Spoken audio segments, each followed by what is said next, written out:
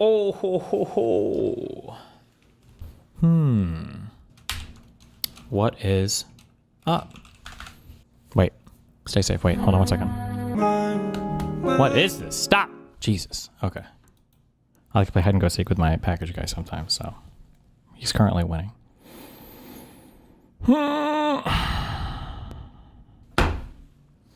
Shay, interview when? I think, didn't that guy just leave the internet? I feel like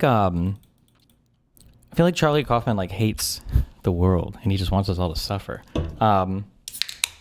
I must have been mixing this movie up with another trailer. I thought I saw who is it Eliza or Asia Butterfield? Am I making this name up? Is he in some like teen series, movie, something? I feel like I saw a trailer with him, and for some reason in my mind I thought that this movie was about like teen love or something, or it was going to be like some like coming of age romance or something. Oh, maybe I'm just thinking of a commercial I saw for sex education. Man. I watched this movie last night. I'm thinking of anything. Jesus Christ.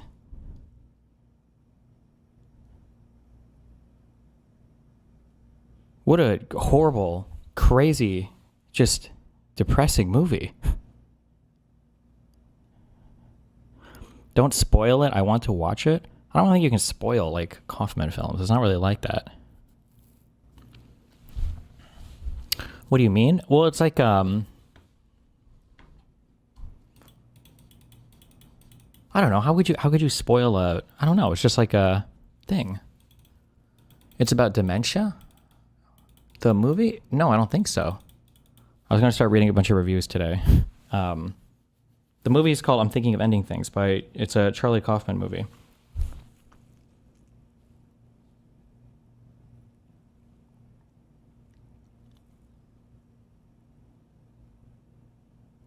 YMS has a good analysis on it.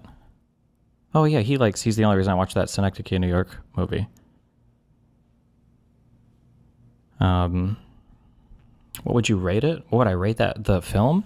I don't know. I'd have to think about it more. I don't know. The problem is that he just makes like such unique stuff. Like my intuition is like giving it like a 9 out of 10 or something. I don't know. It's like it's fucking Kino. I mean, I don't know, like, but because the stuff he makes is like so unique, I don't even know where I would begin to look for flaws or like, well, this is something he could have done, but I don't even know what I could suggest. Oh, Adam's in chat. What's up, buddy? Wasn't it like his dream the whole time? I'm pretty sure the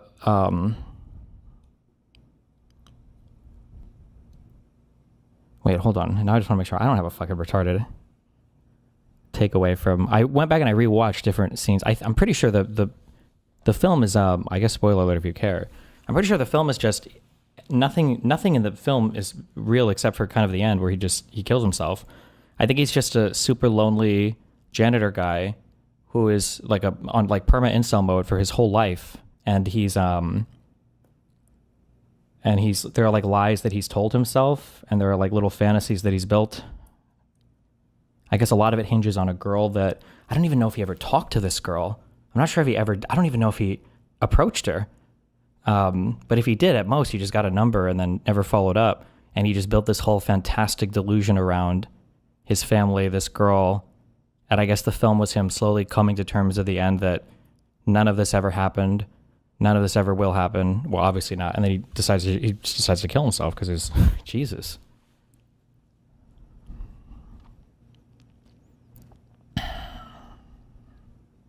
No, the car starts up after the credits, so he probably doesn't kill himself. I'm 99% sure he kills himself. He definitely kills himself. He absolutely kills himself.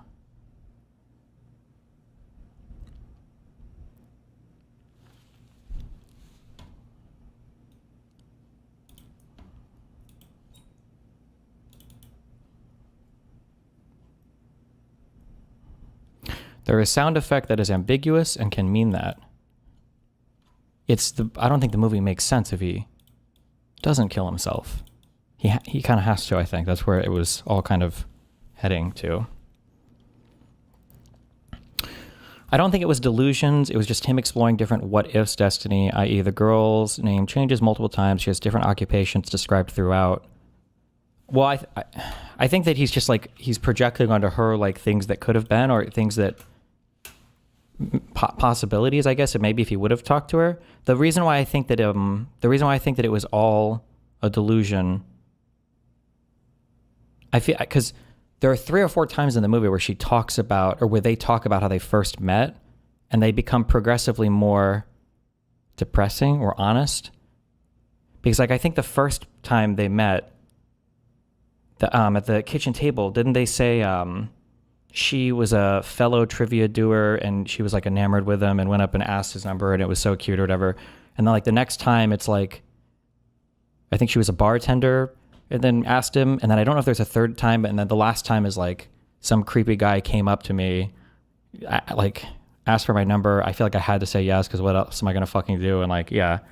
I feel like it was him becoming progressively more honest with how that scenario played out.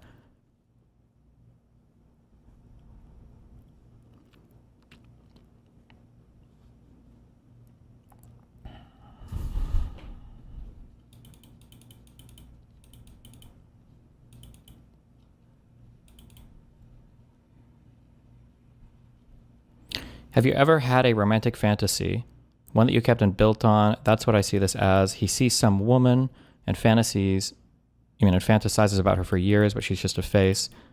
Yeah, but it's more than that, right? I'm pretty sure, apparently there's a lot of references to a play called Oklahoma that I read a little bit about, but I don't know I haven't seen it, but there's the characters, because it explains a lot of the ending dance sequence or whatever.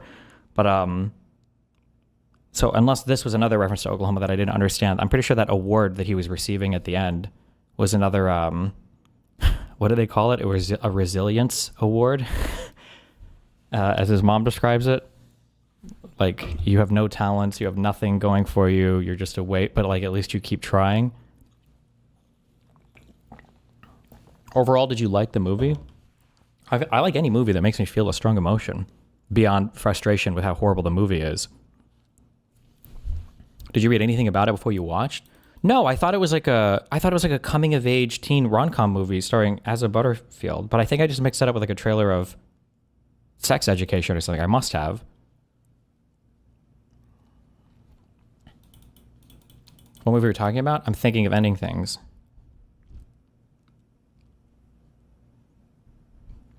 Eternal Sunshine is highly recommended if not watched it. It's been a while since I've seen it, but Eternal Sunshine was in my mind, was far more upbeat, unless I missed some horrible underlying message. I feel like Eternal Sunshine of the Spotless Mind ended on a far more upbeat, optimistic note.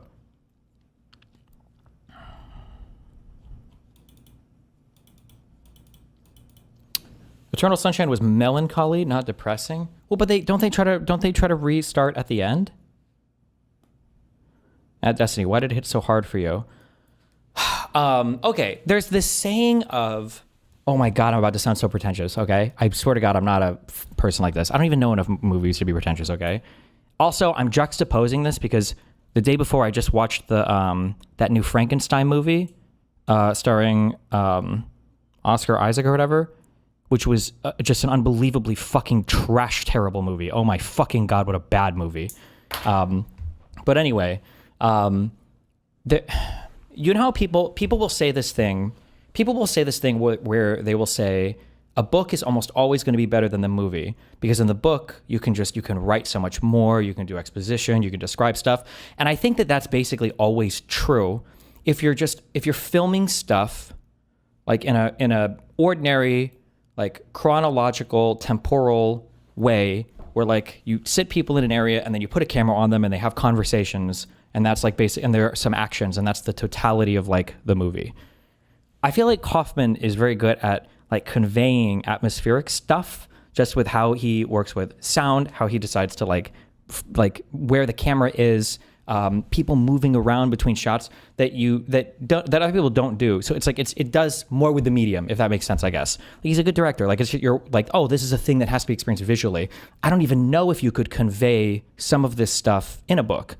Right? So he's good at like making a movie that's a movie that almost has to be enjoyed visually.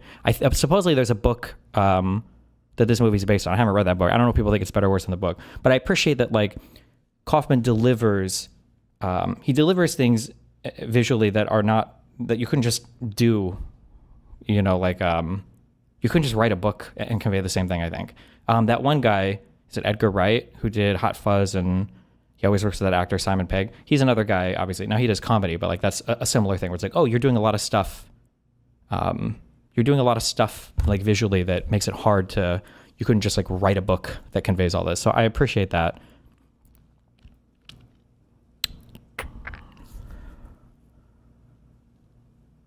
Being John Malkovich next. I haven't watched that one yet, although I've heard good things about that.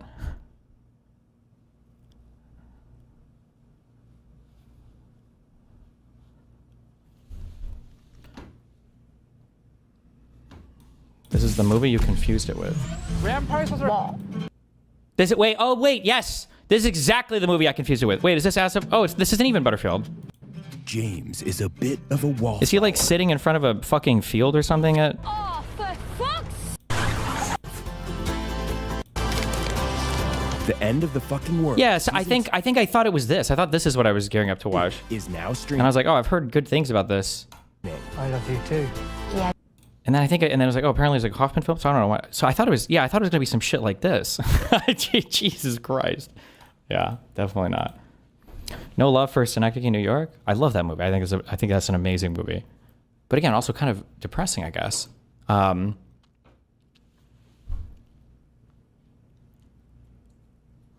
about Christopher Nolan? I feel like his movies you have to experience in theaters, and they're just so amazing visually. Yeah, Nolan does cool stuff visually. There's a different thing. I don't know what the delineation is on this, or the differentiation, or the like. I feel like how do you describe this? Some movies like make you feel cool, or they're good, or they explore some things. I guess I'm trying to think. Like Interstellar was about love and stuff, but they're not very. What would you say? I don't know. They don't make you take a hard look at yourself. It's not to say that it's better or worse. It's just a different type of emotional evocation. Like it evokes something different. Yeah, I don't know. Yeah. Has I seen it as Frankenstein? Yeah. Do we know why he hates it? It's just a bad. I love Pan's Labyrinth is one of my favorite movies of all time. So I like Guillermo del Toro, but there's something off with, I don't know how to describe it. There's something off with pacing with a lot of directors today. And that this is a complaint that I've had levied again and again and again, where like actors aren't allowed to like sit and act. And the story is told through like scene after scene after scene, cut after cut after cut. And almost everything kind of feels like exposition, and everything kind of treats you like an idiot. I feel like there's no trust between the director and the viewer. Like I would say Kaufman is very high trust stuff. Like you're like I feel like a director like that is like saying like you need to trust me and sit here and watch this. I'm going to show you something and it's going to make you feel a certain way, or it might not be 100% clear what's happening initially, or maybe you even have to watch it a second time. But then I feel like there's like low trust, like Marvel movies would be very low trust movies. Like you know exactly what you're getting. You don't worry, like this is going to be from start to finish. I like cape shit, by the way, so fuck everybody that doesn't. The epitome of all media is watching people have to transform to defeat their enemy, okay? So cape shit and anime, okay, are peak experiences, okay? Fuck everybody otherwise. Where would you put Tarantino? Tarantino, I would say, is a very low trust director. Like you know what you're getting for Tarantino. I know that it sounds like everybody uses things like this like pretentiously. I'm not saying that like it makes you better or worse, okay? I love Tarantino films too. And I think they're really good. I think they're really well done. But you know what you're getting for Tarantino. Like it's a very low trust. Like you can go in like, oh, it's Tarantino, I know what it is. But yeah, I also want to say too, I've said this before, but the difference between like I'm trying to think, wait. Some people shouldn't be allowed to have access to certain actors for certain movies, okay? I feel like Oscar Isaac was completely and totally wasted in that Frankenstein movie. And Christoph Waltz. Christoph Waltz? Was it Christopher Waltz? He was also totally wasted in that movie. I can't believe. Who dared? What agency allowed those two men to star in such a god-awful fucking horrible movie. Oh my God.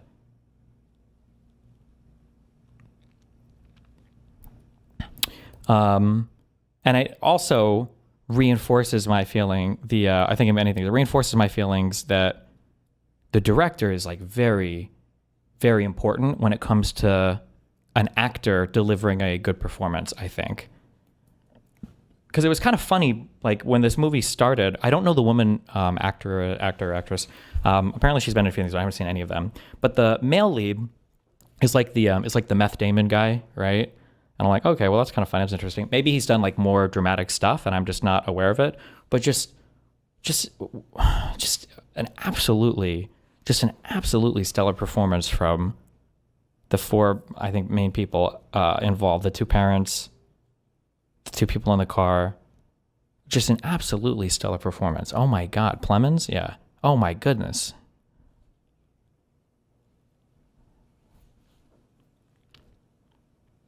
Jeez, yeah. Wow.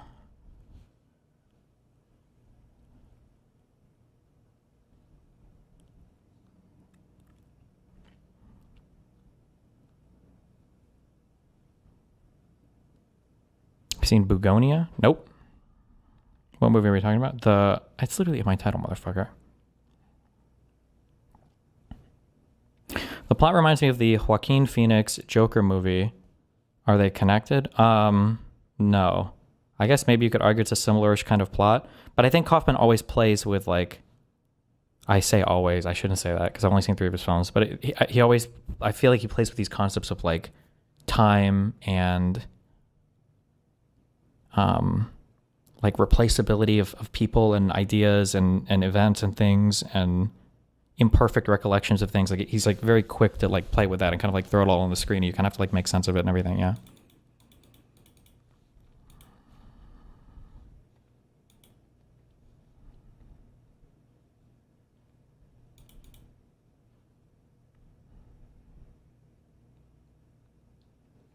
Watch one battle after another at some point. Okay. Everybody's saying that. Maybe I'll watch that one next.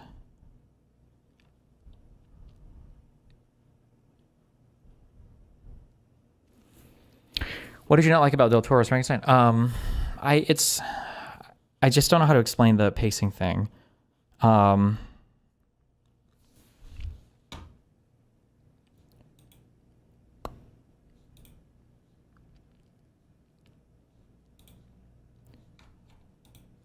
I'm trying to think.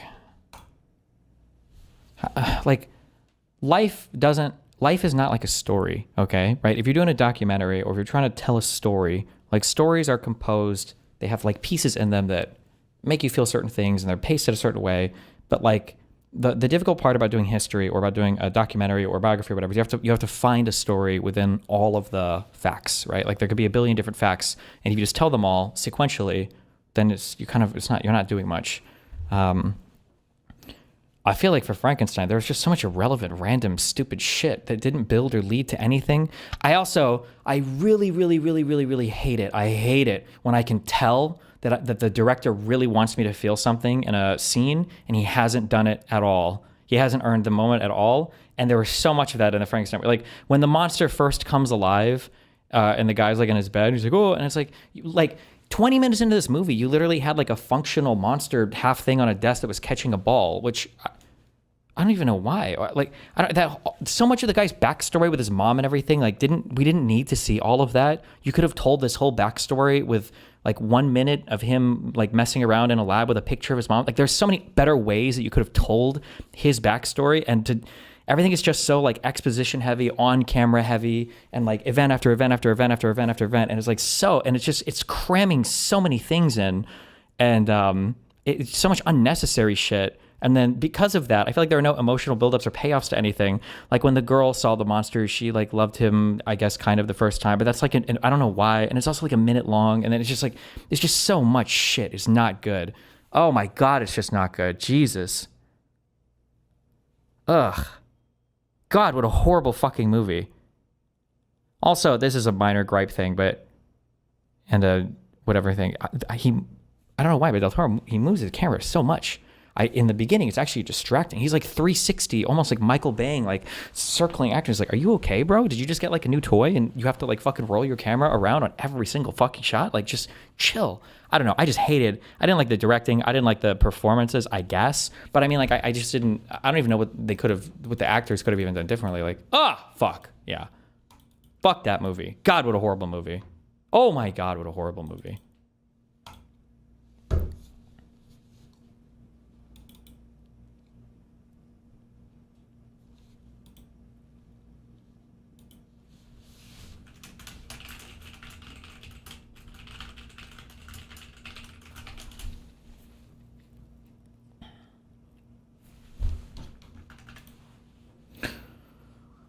Del Toro stuff feels so uninspired. At least his recent stuff is always, oh no, the monster is misunderstood.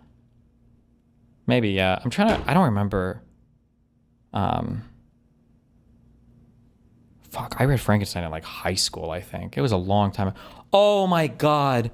And there were like 2 or 3 times in the Frankenstein movie, bro, talk about low trust, where somebody says to like the doctor, he's like, "You're the monster." And it's like, I get it. Oh my God. Oh my God. I get it. Please.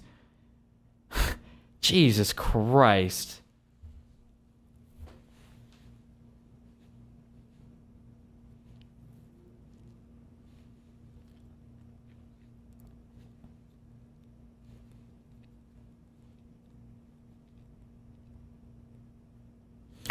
Who wrote Frankenstein?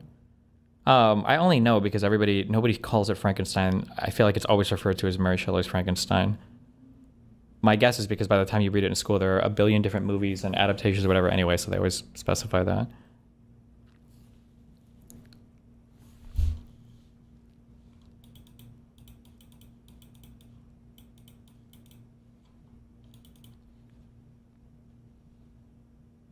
The girl was pretty annoying. They were all annoying. Everybody was annoying. And nothing, it's just, yeah. Fuck. God, what a horrible movie. Ugh. Ugh. Do you see Eddington? Yes, I didn't understand it, I guess. The movie is either insanely overrated or I'm an idiot or I just didn't. It was like okay-ish, I guess. I don't know. I didn't get the Eddington thing at all. But maybe there's some analysis or interpretation of it that I just don't understand. Did you see Nosferatu? Comparison between that one and Frankenstein? I thought Nosferatu was okay. I wasn't huge on it, but I didn't hate it. Like I hated Frankenstein. Like Frankenstein was a bad movie. Nosferatu, I think, was just a movie I just didn't like very much.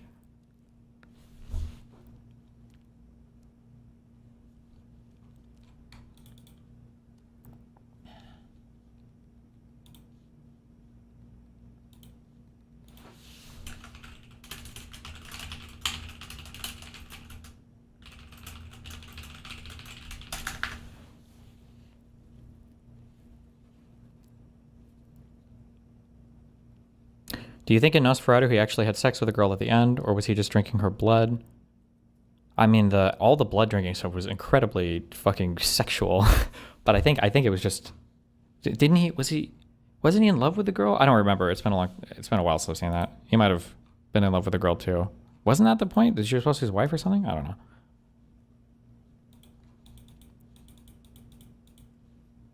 Or not his wife, but he was in love with her or something. I don't know.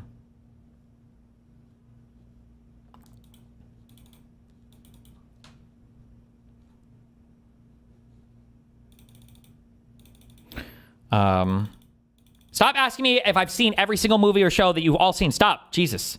Why do you think Kaufman hates the world? There's a concept in art that like art is always supposed to deliver something positive to the audience at the end. Like you're supposed to, like it's generally you don't make a piece of art that's just strictly negative or makes you feel bad in a morally negative sense. Like you might, it might make you feel bad in that it like challenges you or forces you to critically analyze something or makes you uncomfortable about some facet of reality. But like very rarely, it's very rare that art just makes you feel bad. I'm not really sure, I guess, in looking at the movie, like I don't know what the, I guess I'm not entirely sure what the purpose is of the movie. Like what am I supposed to take from it? Like it seems like tracing the story in a very broad sense, the guy was a loser He realized he was a fucking loser, and then he just killed himself because his life was just fucking horrible. Obviously it was too late at that point to ever improve anything. And it's like, Jesus. Kaufman creates sad art to connect to others who feel lonely.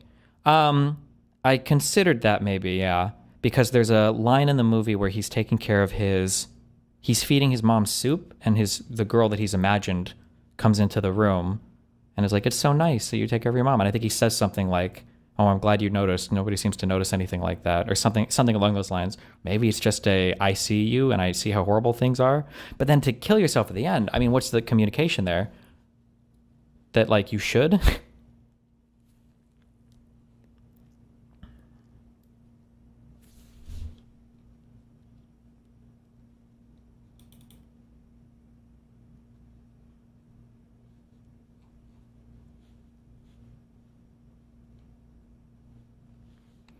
Destiny didn't understand the part about his mom / his brother's girlfriend and their connection to the monster / treating others how you're treated.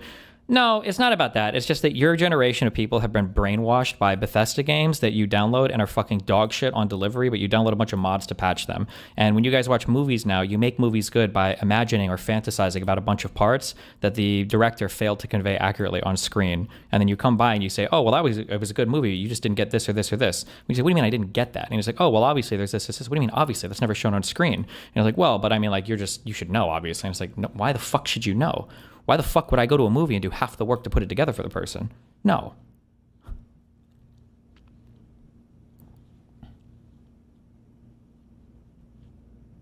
If you watch Synecdoche, New York, with that in mind, it's very interesting. Well, I feel like I haven't watched your 50-hour Synecdoche, New York review, but I feel like I'm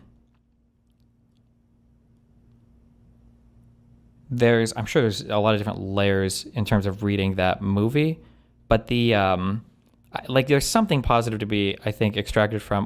By the end, it's one of the themes, I guess, is that like you're not as special as you think you are. You're not as important as you think you are. All of us come into the world and leave the world in more or less the same way, and that can be depressing or humbling, I guess, to a person who maybe has delusions of grandeur or thinks more of themselves. But there's at least some commonality there, some common experience, and it's not necessarily a bad thing, maybe.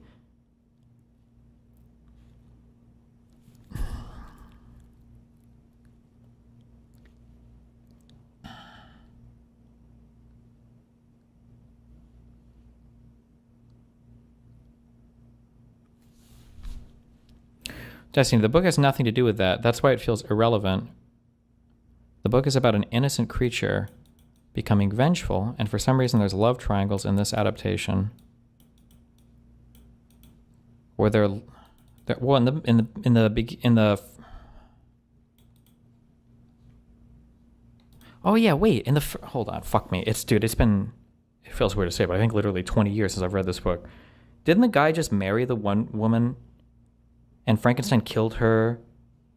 Was it because the doctor killed his wife, or didn't make a wife, or refused to make a wife? Didn't the doctor, the creature wanted a companion, and then the doctor wouldn't make the companion or something, and I think the monster kills his wife as like vengeance, so he'll be as alone as he is or something. Am I making this up?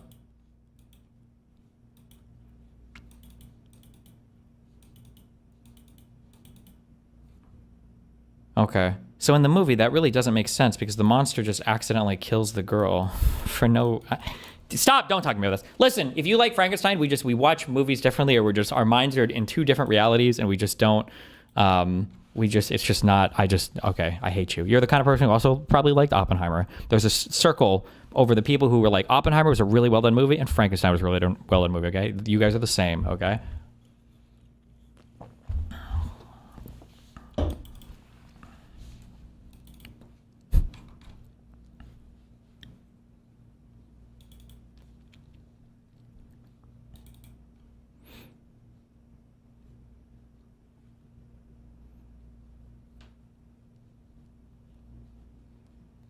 Is there an overlap with Dune lovers too? No, because Dune and Dune 2 are not terrible movies. For Dune 1, I just didn't like. Dune 2, I did like. But neither of them are terrible movies, okay? The message I got from I'm thinking of ending things are that we should take advantage of the opportunities we have so that we don't end up in the same place as the protagonist. I guess. But it feels like even his mom from birth, it sounds like this guy was just kind of fucked always. Like he wasn't very smart. He wasn't very talented. He just like worked hard and he got persistence awards for it. And then he was a janitor his whole life. And then he killed himself. I don't know. Damn.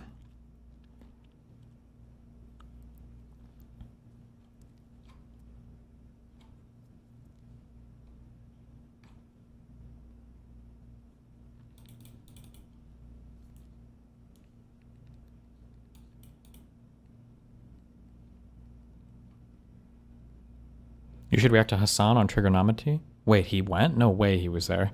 Really?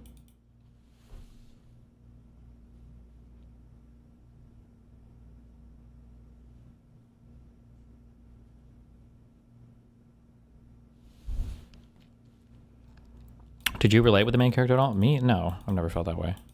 I relate to characters like Kira and Dexter and House. Those are my champs. But I don't think you necessarily have to relate to a character to understand the message it's trying to convey.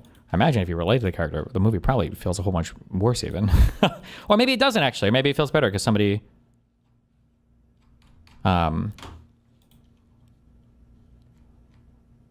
understands. Fuck it. So I just 25 minutes.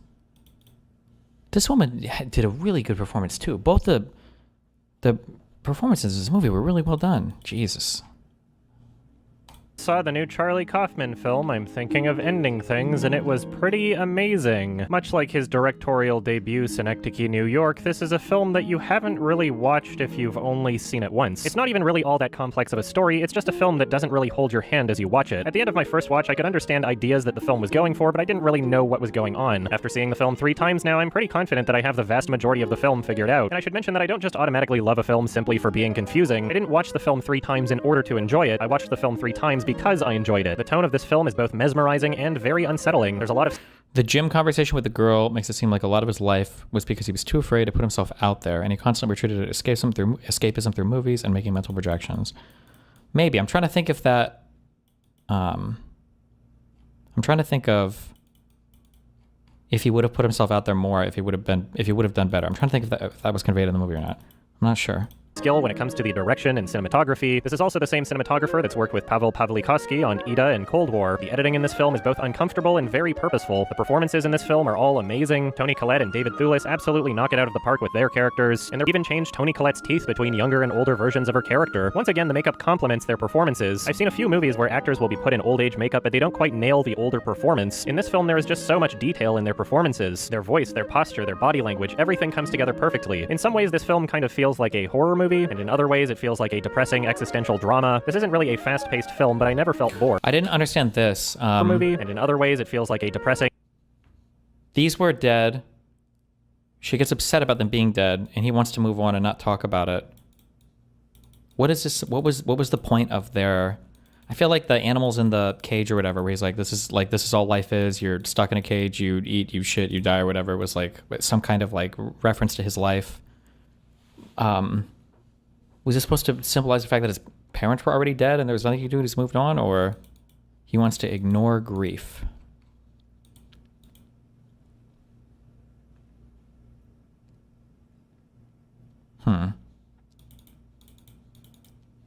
Existential drama. This isn't really a fast-paced film, but I never felt bored. There's a lot of conversation in this movie, but given the story they're telling, it makes perfect sense. This film is kind of a small-scale story, but at the same time it isn't. I guess you could say it's a bit of a synecdoche. There are small ideas that are used to make greater statements from. Now, there's a lot I want to say about this movie, but I can't because it would be spoiling the experience of figuring things out for yourself, so if you don't want to be spoiled for this movie, click to this part in the video. I'm going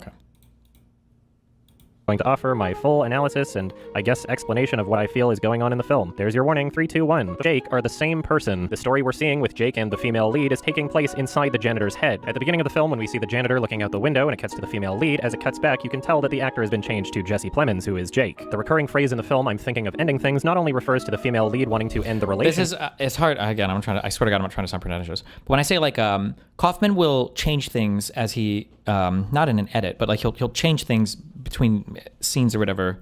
As it cuts back.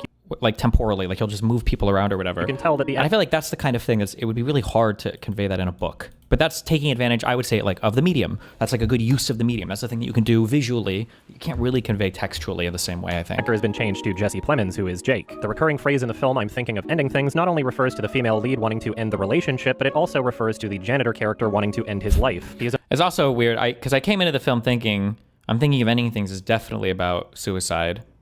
And then as the film goes on, I'm like, oh, okay, it's about her. It's about ending the relationship. And the guy was just being cute by making it seem suicidal. And then by the end, I was like, oh, he's definitely killing himself. Never mind. Jesus. I reached out to the composer to use the film score for this review. The OST never got released, so now I'm probably the only person outside the production that has the soundtrack. Nice. Good job, Adam. The soundtrack was really nice for this film too, yeah. Refers to the female lead wanting to end the relationship, but it also refers to the I hate musicals and dancing and all of that. It just drives me fucking crazy. I hate it all. And I would say probably the last, 10-ish minutes, maybe 5-10 minutes of this film are basically like a dance musical sequence. And I loved it. I thought it was great. I thought it was perfect. This film it's such a great film. Oh my God, he's such a good director. Janitor character wanting to end his life. He is an old and sad character filled with regret and psychological issues, and the story we see with Jake and the female lead is essentially him fantasizing about what could have been in his life. He's created this fantasy to distract himself from the looming thought of suicide that is growing in his mind. When these two characters enter the vehicle, it is clear that Jake can essentially hear her thought that she claims as her own is one that actually already exists. And same goes for the paintings she shows on her phone. These are essentially just plucked from the memory of this janitor character. Her backstory also changes throughout the film. At one point in the film, she says she needs to leave in the morning because of a paper she needs to write for school, and at another point in the film, she says she has to leave because she has a shift at a diner she works at. At points in the film, she says she grew up in a farmhouse and in a... Ooh, I'm curious. Did she actually say she had a shift at the diner? I don't think she said that. She might have. I thought when I didn't go back and rewatch this, so maybe she did. But I think every time she referenced something the next day, I think she just says here, oh, I have a shift in the morning. And it made it sound like it was always about his shift as like a janitor. Like, oh, I have to go to school. I have a paper I have to write. I have a class, or I have a shift. And I was always like, oh, it's the janitor shift. He's talking about himself. But maybe she did say diner shift. Maybe I missed the word. The diner she works at. At points in the film, she says she grew up in a farmhouse, and at another point in the film, she says she grew up in an apartment. At one point, she's studying biology, and at another point, she's studying film, and at another point, she's studying physics. This constantly shifting character is the result of this janitor's fantasies. He is essentially testing the waters with hypothetical scenarios in his head. What would my parents think if I brought a girl home who was a painter? What would my parents think if I brought a girl home who was studying physics? At one point, her accent changes, and she suddenly has a cigarette. At another point, she completely changes into the woman from the film the janitor was watching. Earlier in the film, they mentioned that films can replace your thoughts like a virus. Everything wants to live, Jake. Viruses are just one more example of everything. But Even fake, crappy movie ideas want to live. Adam earlier said something about like people were critical because it sounds like the director talking to you. I feel like in a way, isn't art always like that? The artist is communicating with you, like things that he feels. Like you're not gonna be able to make art that doesn't communicate something you feel, I would imagine, generally. Yeah, it's a little meta too. I guess. Well, would have redundant statement to say Kaufman's films are very meta, but like because obviously in talking about media wanting to live and wanting to propagate itself, wanting to do all these things, or that people are unoriginal and copying things, in a way he's talking about, obviously he's making a film, he's making a movie for you to watch too, yeah. They grow in your brain. And they also call back to this virus line shortly after she transforms into the woman from the film. pre-interpreted for us, and it infects. How long until you tie back some of your critique and analysis to Game of Thrones or a Nolan movie? Those are two totally different types of media. I don't think you would ever watch a Nolan film or like a show like Game of Thrones. You would never watch that the same way, I think, as you would watch something like this. It's a totally different type of thing. I don't think you can compare them. Acknowledge me, you coward. Hi, you're acknowledged. Good job. Call back to this virus line shortly after she transforms into the woman from the film. Pre-interpreted for us, and it infects our brains. We become it. By a virus. There's also a point where the story of how they met is infiltrated by the film he was watching. It's a sweet story. I asked her about the Santa Fe burger. When we see the janitor watching the film, it transitions into us watching the film ourselves. Not only is this a way to signify that we are back inside the janitor's head, but it's also a clever tie-in to the philosophical ideas presented throughout the film. Maybe think of yourself as the person looking out at the scene. You might have to see me in them. Well, if you were there, you wouldn't see yourself, right? Everything is tinged. It's tinged. Colored by mood, by emotion, by past experience. There is no objective reality. The choices made in this film, he very clearly feels a lot of resentment towards his parents. The ways they act in the film are essentially versions of all of the annoyances he's had with them. His seemingly random outbursts at his parents are the culmination of many... One thing I wasn't sure about, are we supposed to take away that his parents were, I don't want to say abusive, but like kind of led to him being fucked up? Or are these just like personal gripes that he has with his parents that They didn't actually do anything bad. He just, for whatever reason, grew up the way he did. I wasn't sure if we were supposed to get the idea that his parents actually failed him in some way or not. Because it doesn't seem like it seems like they love him, and it doesn't seem like they do anything outwardly abusive or neglectful or whatever else. Random outbursts at his parents are the culmination of many years of this same thing. When he responds to them in frustration, it is essentially him saying what he's thinking. He holds a lot of negative emotion towards his parents and often finds himself frustrated by them. Why didn't he get the chance? No! Perhaps he never responded to them so aggressively in real life, but this is an extension of what he's thinking and feeling. This is also why he was so hesitant to enter the farmhouse once he got there. So, I'm not ready to go in. I need to stretch my legs, long legs. This is the janitor character not being ready to revisit the memory of his parents in his own mind, even to face them, but he changes his mind. The age of his parents change throughout the farmhouse scene, and each version of his parents is one that has already existed in his life. At this point, they are both deceased, and the janitor currently lives in the same farmhouse. You can even see the same wallpaper when he's getting ready for work in the morning. There's a level of sadness that comes with him thinking about his parents. Oh, I didn't put that together. I figured by the end the parents are definitely dead, and he still lives. He must go back to that house. I didn't. The wallpaper's a good thing though. So he is literally in that same house all the time. Yeah. Full of sadness that comes with him thinking about his parents and their eventual deterioration into old age, as being a good son. Glad to hear you say that. That makes me feel better.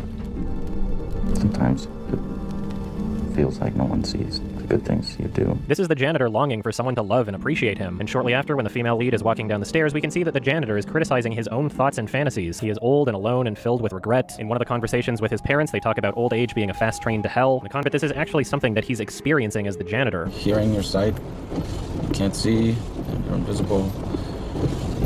You've made so many wrong turns. It is this, no matter how hard he tries, this pervasive thought keeps working its way back into his mind. In one of the conversations in the car, the female lead talks about moving through time as though People are saying this guy has a good discography now, or not discography, filmography, and I just haven't watched more. This performance that he gives is just so good. Both of these actors do such a great job. I only know him from the fucking Breaking Bad thing, so as soon as I saw him, I was like, okay, I guess we'll see how this goes at everybody. Oh my god. But also, Charlie Kaufman, where is Adam? How did Kaufman get Philip Seymour Hoffman or whatever for his first film? How did he manage to do that?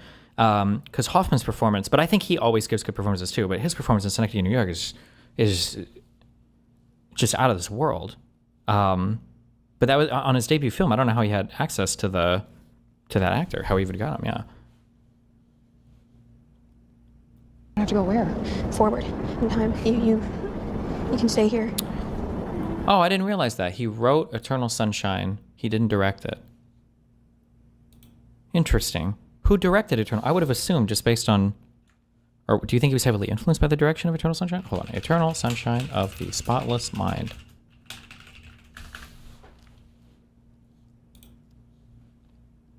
Directed by Michael Gondry. What other films has he directed?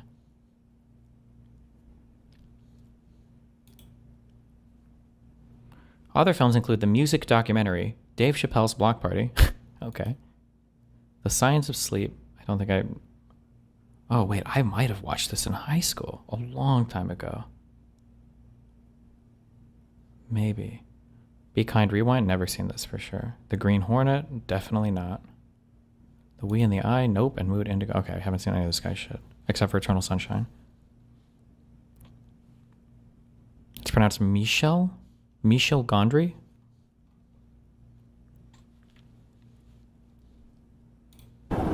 Very scared. What are you scared about? For you. This is a part of the janitor's consciousness. This girl was also shown earlier in the film as the janitor walked by her. It is clear that he feels a sort of kinship with this girl that he's probably never even talked to. He notices that she is bullied herself, and he feels a connection with her. The other two girls at the ice cream shop were shown mocking the janitor earlier in the film. The characters in this fantasy reveal the insecurities that the janitor experiences. Even in his own mind, he doesn't want to face their judging. Fuck. I'm trying to think of some movie that I watched. Was there a lot of like paper mache stop motion stuff with human people in this? Or am I thinking of a different movie? There's no way I remember this movie. I don't know if I'm thinking of this. I think I'm thinking of something else. You're there!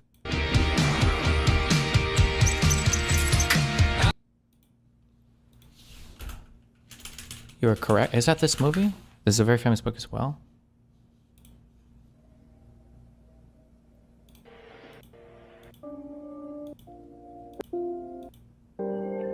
No, I did. Yeah. Fuck, I don't remember it at all though. And I would have been 17 or something, so I would have been too retarded to take anything meaningful from this. This was definitely a movie I watched because my first wife, my girlfriend, wanted me to watch it.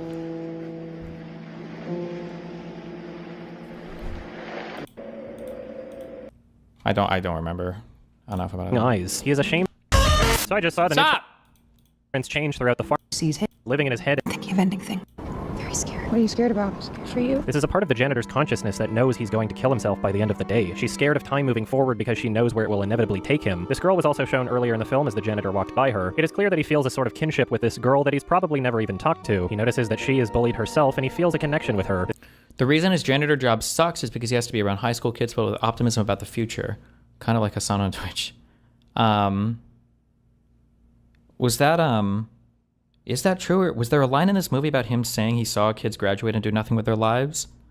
Or was the implication that they were moving on with their lives? I don't remember. I don't remember if there was a line about that or not. I await your review of Adaption and Being John Malkovich. I haven't seen Being John Malkovich. I read a synopsis of it, though. That seems interesting. Maybe I'll watch that. Adaption. Is that the horrible fuck movie that was so fucking overrated? God, I hate it. Am I thinking of the one with the... where the aliens become each other? Is it Natalie Portman? Or somebody else? With the bear? What am I thinking of? Oh, Annihilation. God, that movie was so fucking overrated. Ugh. Adaptation. Okay, I have not seen this. Cleans this school every day, so it makes sense that he'd have this information. I don't know how to... Sometimes it feels like... Listen, these are the most pretentious takes I ever have on anything, okay?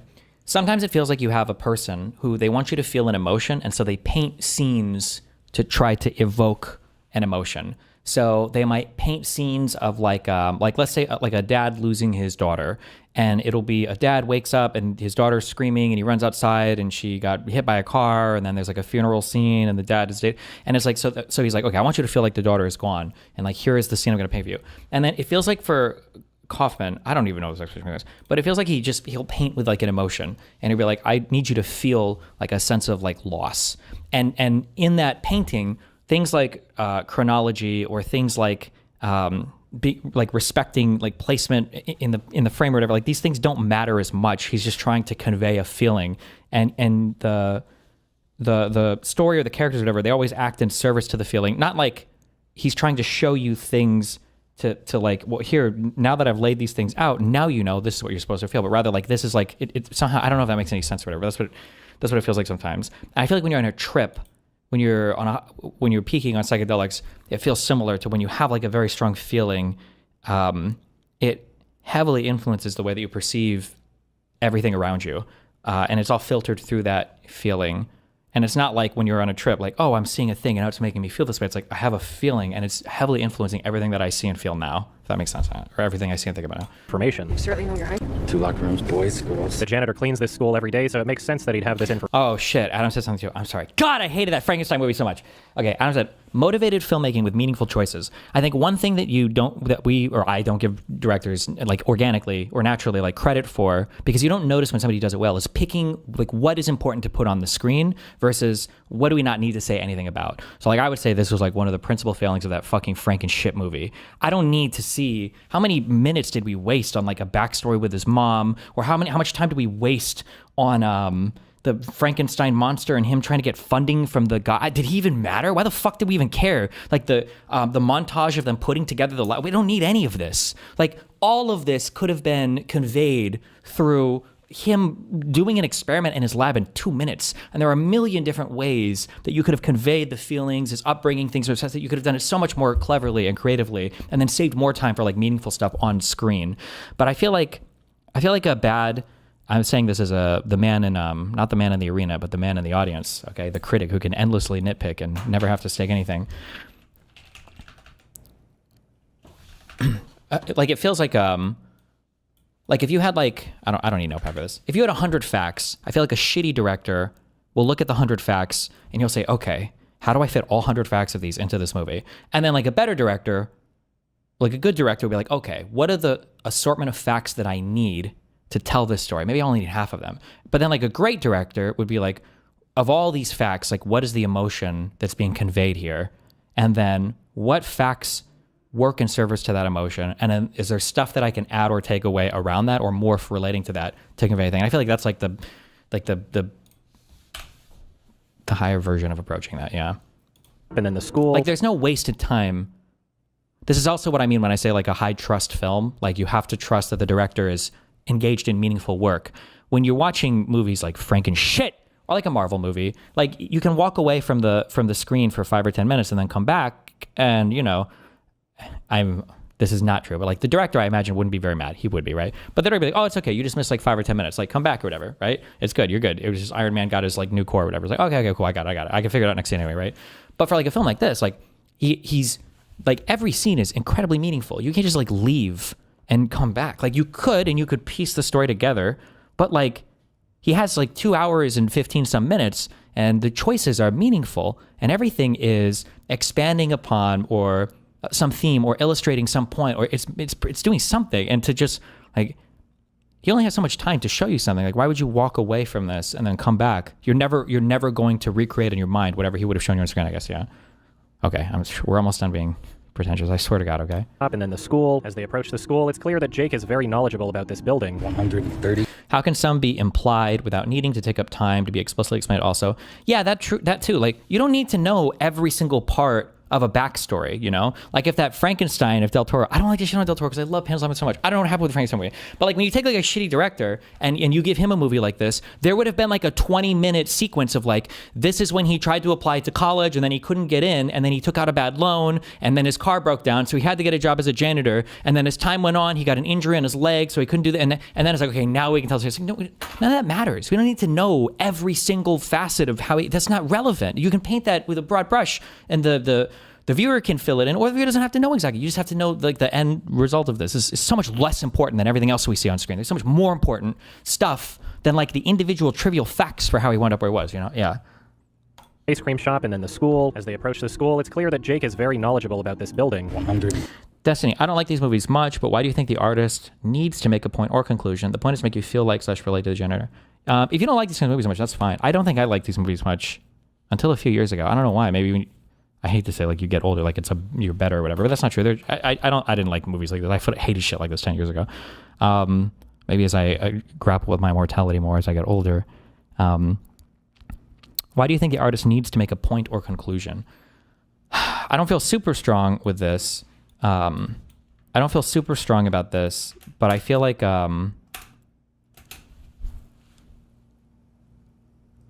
I almost feel like when you think about like what is art, I almost feel like art needs to be consumed, or it has to be intended to be consumed. I don't know if I believe in like private art. If a guy can make a piece of art that's never meant to be consumed by another human, I almost feel like it needs to be. Or otherwise it's something different. That's the feeling that I have. But I'm not like a 99% attached to that, but like the thought of a person creating beautiful paintings and then setting them on fire afterwards or something, I feel like I would almost consider that something different. But yeah, I'm not sure. Visiting the ice cream.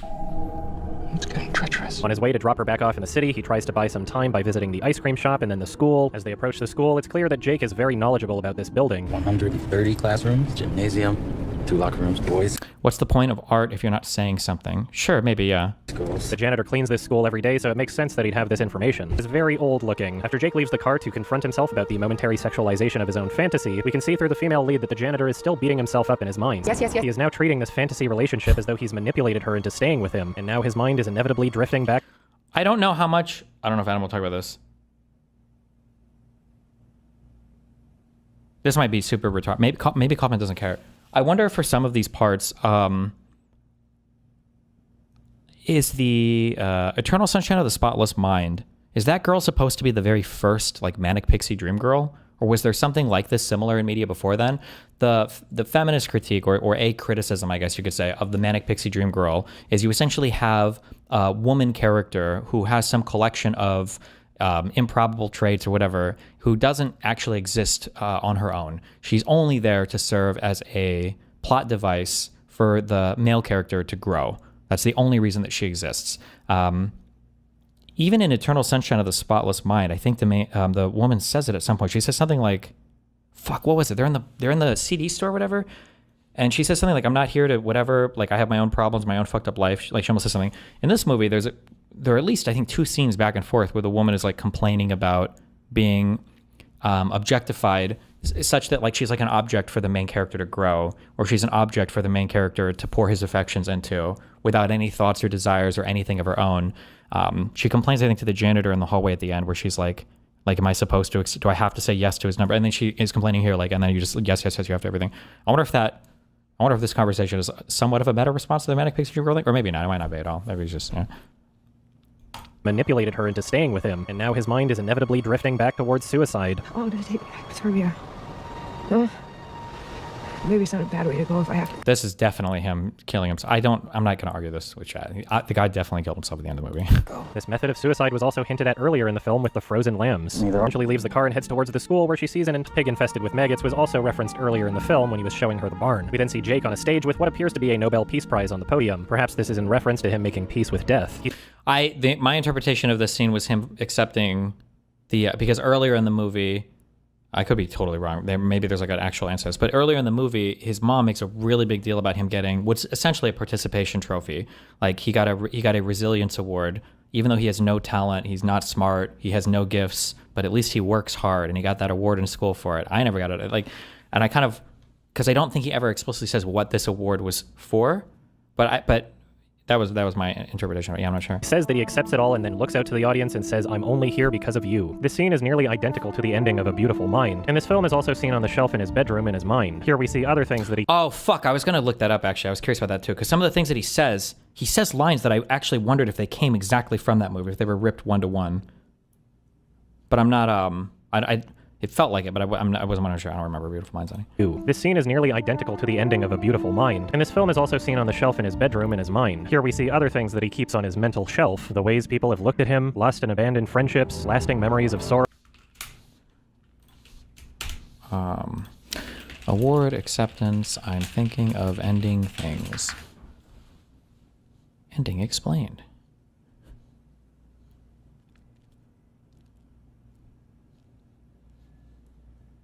Scene at the academy. Photographs, and we saw. Just kidding. Okay. Wait. Oh, these are the actors. They both did. Oh, this is so cute. Oh, they're all here talking. Okay, sorry, we're almost done. I'm watching this, so fuck you. After this one, so it'll take 5 minutes times 2. Sorrow, futile efforts at success, unforgettable mishaps, missed opportunities, huge disappointments, and humiliations. We see all of the characters in the film in the audience, and everyone is wearing old age stage makeup. It's possible. One thing that I really appreciate too, sometimes people pay a lot of attention to this, sometimes they don't. There's a specific name for this in set design. I don't know what it's called, but in like props or something, but like people that pay attention to the background of scenes and they put like meaningful things in them. I think counts for something. I just realized this David Wallace person, I think in the beginning of the film or in the middle, I think the girl asks him like, "Oh, did you know about David Wallace or whatever?" And the guy's like, "Yeah, that he killed himself." I think that's the only thing people know about him is that he killed himself. I remember this reference now. Here we see other things that he keeps on his mental shelf, the ways people have looked at him, lost and abandoned friendships, lasting memories of sorrow, futile efforts at success, unforgettable mishaps, missed opportunities, huge disappointments, and humiliations. We see all of the characters in the film in the audience, and everyone is wearing old age stage makeup. It's possible that this is to show that as his own mind and body are deteriorating, he's bringing everyone in his mind along with him. It's also important to note the line that we hear when the film cuts to the female lead in the audience. Physical, metaphysical, delusional, and back. Jake then says, "I'm only here because of you. You are the reason I am. You are all my reasons." We then see Jake perform the song Lonely Room from the musical Oklahoma. It was mentioned earlier in the film that Jake is very familiar with this particular musical. Anyway, I loved this movie quite a lot. It's a film that really stuck with me, and I've been thinking about it ever since my first watch. I love films that get better the more times you see them. Even just going over the film while recording this review, I noticed more to appreciate. Not only is everything about this film amazing on a technical level, but the choices that it makes are so purposeful towards what it's trying to achieve. The choices for the structure and editing are not just unique and interesting, they are incredibly important for the story that it's telling. I absolutely loved this film and would recommend that everybody watch it at least twice. It's certainly not a movie that everyone will love, but it really connected with me. Charlie Kaufman's films are ones that really speak to me on a deep emotional level, and I sincerely hope that he's able to get more projects made in the future. And I'm giving this one a 10 out of 10. Simp. Hey guys, just a quick update on the Lion King YMS video. It is not going to be out this month of September. It is. I'm aiming for October because I forgot that I was doing Finally, a real movie. Lion King, the CGI redos. Hell film yes. festival stuff in September. I didn't even know how many film festivals I'd be able to do with this whole COVID thing and them being online, but I managed to get press accreditation for Fantasia and TIFF and for Vancouver Film Festival. So that's 3 film festivals all within the span of basically a month. So I'm watching a lot of movies. I've watched all the movies that I from Fantasia, so I'll be making quickies on a bunch of those. Okay. Sorry, wait. Just this and then we'll do news and stuff, okay? How long did we shoot it for? Because there were.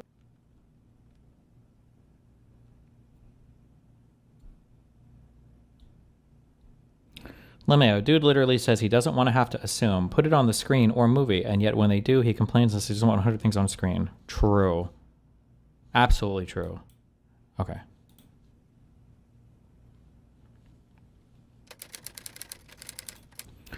Here's the ending scene, but from side to its inspiration. Oh, wait. Hold on, wait. I feel like he even adopts the guy's accent or whatever. Like he tries to sound a little bit like him, but maybe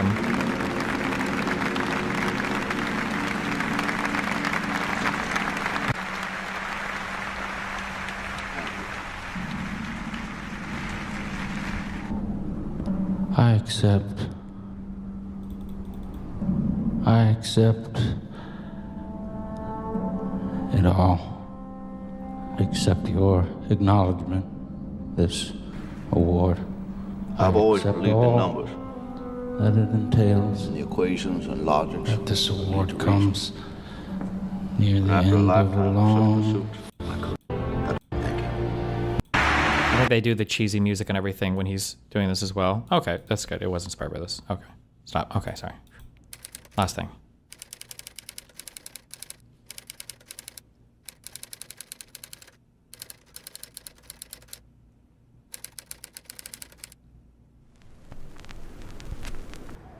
Oh, this is brought up quite a bit, that they've only known each other for like 6 weeks. Is it that he's only considered suicide for about 6 weeks? Is that the takeaway from that? Is that what we're supposed to think about that?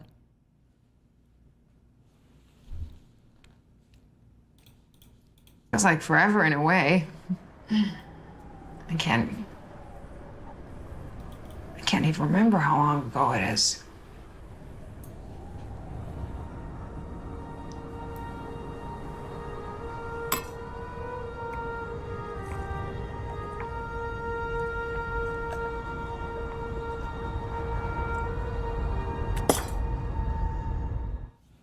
Okay. All right, we're done. Okay, we're moving on to the news.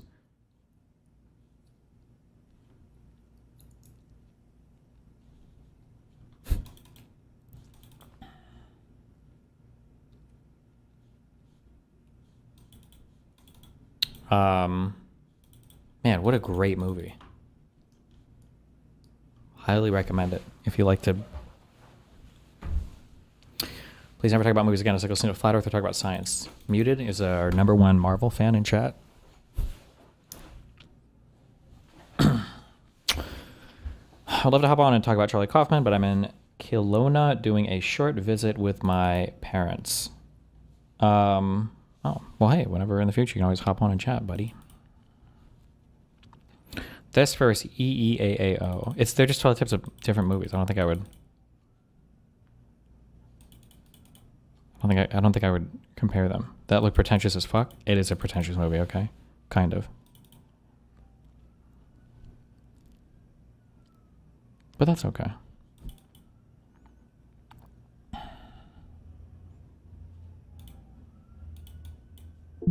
What is this? Don't care.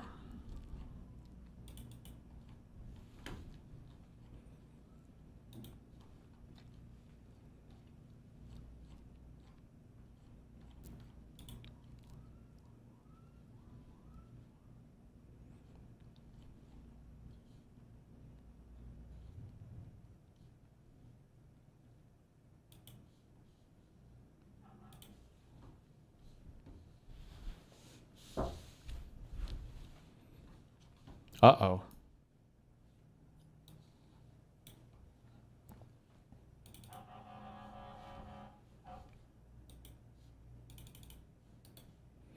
Doge disbanded. Elon Musk's cost-cutting project quietly ended ahead of schedule. What? My point is, artsy movies are fine, but you're the last person that should be talking about them. Oh, never mind. It's an Oppenheimer enjoyer. Gotcha. The Department of Government Efficiency has been quietly disbanded with 8 months left in its charter, according to the Office of Personnel Management Director. Director Scott Cooper told Reuters that Doge, the sweeping cost-cutting effort led by billionaire Elon Musk that dominated the first months of President Donald Trump's second term, doesn't exist, adding that most of the office's functions have been absorbed by OPM, the federal government's human resources agency. Cooper said that Doge is no longer the centralized entity it once was when Trump appointed Musk to lead the agency in January, the news agency reported on Sunday.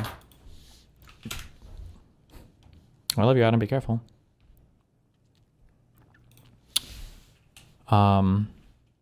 Is it Kaizen?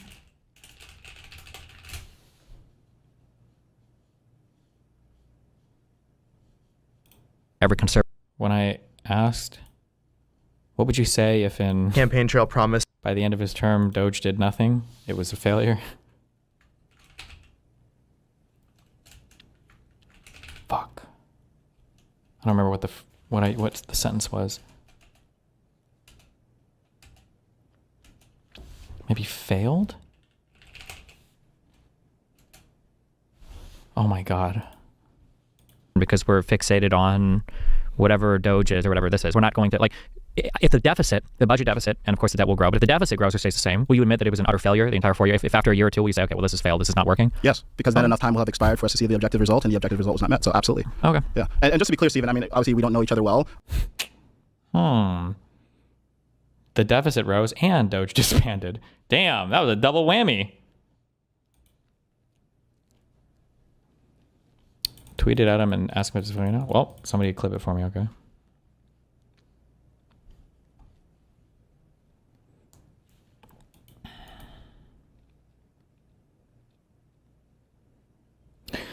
Musk's collaboration with the Trump administration drew scrutiny for the access he was granted throughout the government in his role as a special advisor and the wide-ranging impact of the cuts made to everything from foreign aid to Social Security. Musk and his team quickly began cutting federal grants, mass firing federal workers, shuttering entire agencies, and canceling contracts. Damn. Well, the OPM did not respond to Time's request for comment.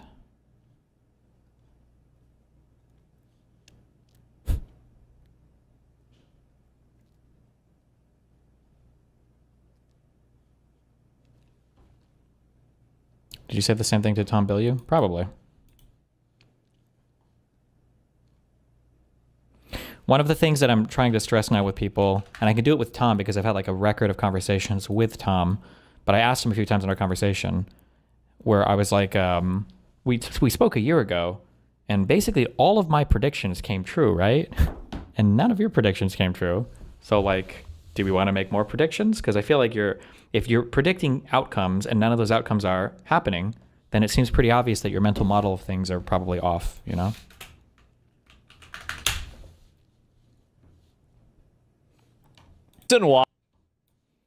Asmon slop. Chat's fake stream. The reason why, so I'll tell you the reason why they like it. Because the people that like fake streamers are so socially retarded that they don't even know that they're fake. Like, I've been to some of these like conventions and these meet and greets, and the people that like the fake streamers are actually so socially retarded and socially inept that they think that the streamers are actually like that. They're literal cringe, in some cases children, in all cases mentally children. That's the reason why. They're delusional children. It's fake, everyone's just being fake. What? I don't understand it. Everything's fake. View count's fake. Chat's fake. And it's like, fake. are people even realizing, or are people just now conforming to the new meta of like, yeah, fuck these fake guys? Well, I'll tell you this. Me, XQC, and Train have been talking about this for 7 years. And we had to eat shit for it for the first 5 years that we were talking about it. But then after 5 years of us talking shit about it and telling everybody, hey guys, this isn't the way it is. After 5 years of eating shit, now people are seeing. And it's gonna get worse. A lot worse. It's because, I'm going to tell you another big reason, is that if you have elements of sociopathic behavior or psychopathic behavior, it makes you, in general, more resistant to criticism. And streaming is a very mentally corrosive thing. So if you are a generational piece of shit, you have like an innate buff in streaming. That's the reason why you have all these CEOs and all these politicians that are the same thing, is that like a normal person isn't meant to be criticized and dissected in the same way that a public figure is. So the only people that can handle it and do a good job, or at least the majority of them, are people where there's something fucking wrong with them. There is. Like, if you see thousands of people telling you that you're wrong and you don't even fucking, you're like, oh, yeah, they're stupid. They don't know anything, right? That is a very uncommon reality. So, if you want like a spoiler alert for the rest of your life, this is how every single thing works, okay? Just a matter of whether or not you want to be aware of it or not. New thing happens, and it's legitimately one of the coolest things ever. And it gets like a fan base of cool people who are like, oh my God, this thing is so cool. And it's hard for a lot of people to understand, but it's like a new, cool, awesome thing, okay? And then this is like the inception, or this is like the beginning stage of like, not the inception, this is like the earliest phase of a thing, okay? So imagine like a new hip crazy band or a new hip awesome game or whatever comes out, right? Oh my God, this is awesome. And then they iterate on the thing and they refine a little bit and it becomes like better, cooler, and it's like, oh shit. And then more people kind of pick it up. The core fans are still like, oh, this is like, oh my God, this is like fucking awesome. Holy shit. Like, oh, and they even made it better. There's like a little group of people who are going like, this isn't the same shit that it was a while ago or whatever, but fuck. For the most part, it's so cool. And then, welcome to the wonderful world of capitalism. Things very rarely stay here, okay? What happens is if you keep compromising on the original vision or the original thing that you made, if you compromise more and more, you can dramatically grow the audience size. So eventually, at some point, the creators, the owners of the IP, whatever, will realize, damn, if we do some appeal like this, we can grow our fan base to this. But by the time you start moving out here, like these people all hate the thing. These people are kind of like, maybe, or whatever. And then it's like, now it's got like widespread mass appeal. But this is a thing that just always happens with everything when the creators want to make more money. So streaming is like this, video games in general, and more specifically can be like this. Like everything is just like this. This happens. It's just a matter of whether or not the creators of an original thing want to make a fuck ton more money and appeal to a wider audience, or if they want to kind of keep it more niche and appealing to a more select form of people. But the wider you try to gain appeal for a particular thing, then necessarily the less specific or the less appealing it will be to the more hardcore enjoyers of a thing. Yeah.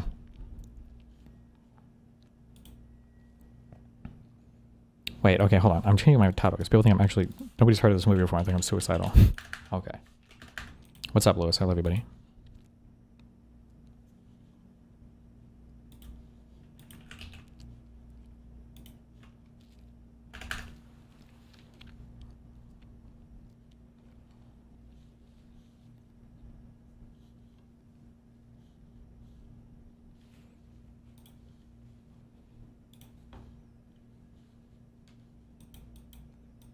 This is how Destiny talks in French, too.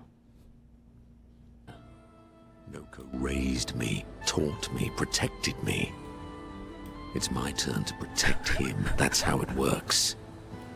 He took care of me. Now I take care of him. Except I can't. Because of me. I know why you're doing this. And I know how it might end. I'm not gambling on tomorrow. Noko. This is the exact image he got this idea from. I haven't seen this image before, but I've probably read something similar to it, but believe it or not, this is anybody that's not fucking retarded that has spent literally any amount of time whatsoever in any fandom ever knows that this is the path that every single thing takes. You don't actually need to have an image macro or a meme text posted on Reddit or Twitter for you to understand a thing that you've lived through multiple times in your life. But thank you. Mom! They saved the baby! They saved the baby!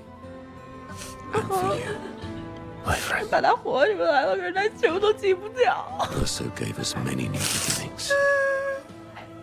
You would have wanted Wait, is Fan French? Does she speak French? Is that French or is she just mumbling? deserve a new beginning. If you want one. Chinese? Oh, fuck. Why the fuck did you say French? Wait, hold on. I can't tell what language it is. Okay, Chinese, okay. You deserve a new beginning. If you want one. Crying in Chinese. Are her cries in Chinese too? Good one. Jets.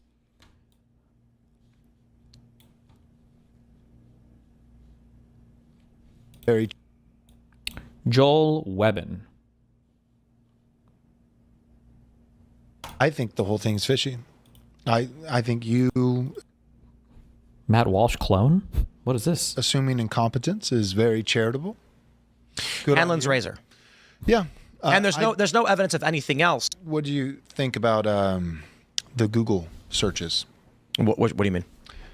Searches for like the VIN number on the getaway airplane. I don't know what you're referring to. Tyler. Okay, so one theory is that like Tyler James Robinson, middle name included, full name searched before the execution who searched what? Actually took place. I'll get there.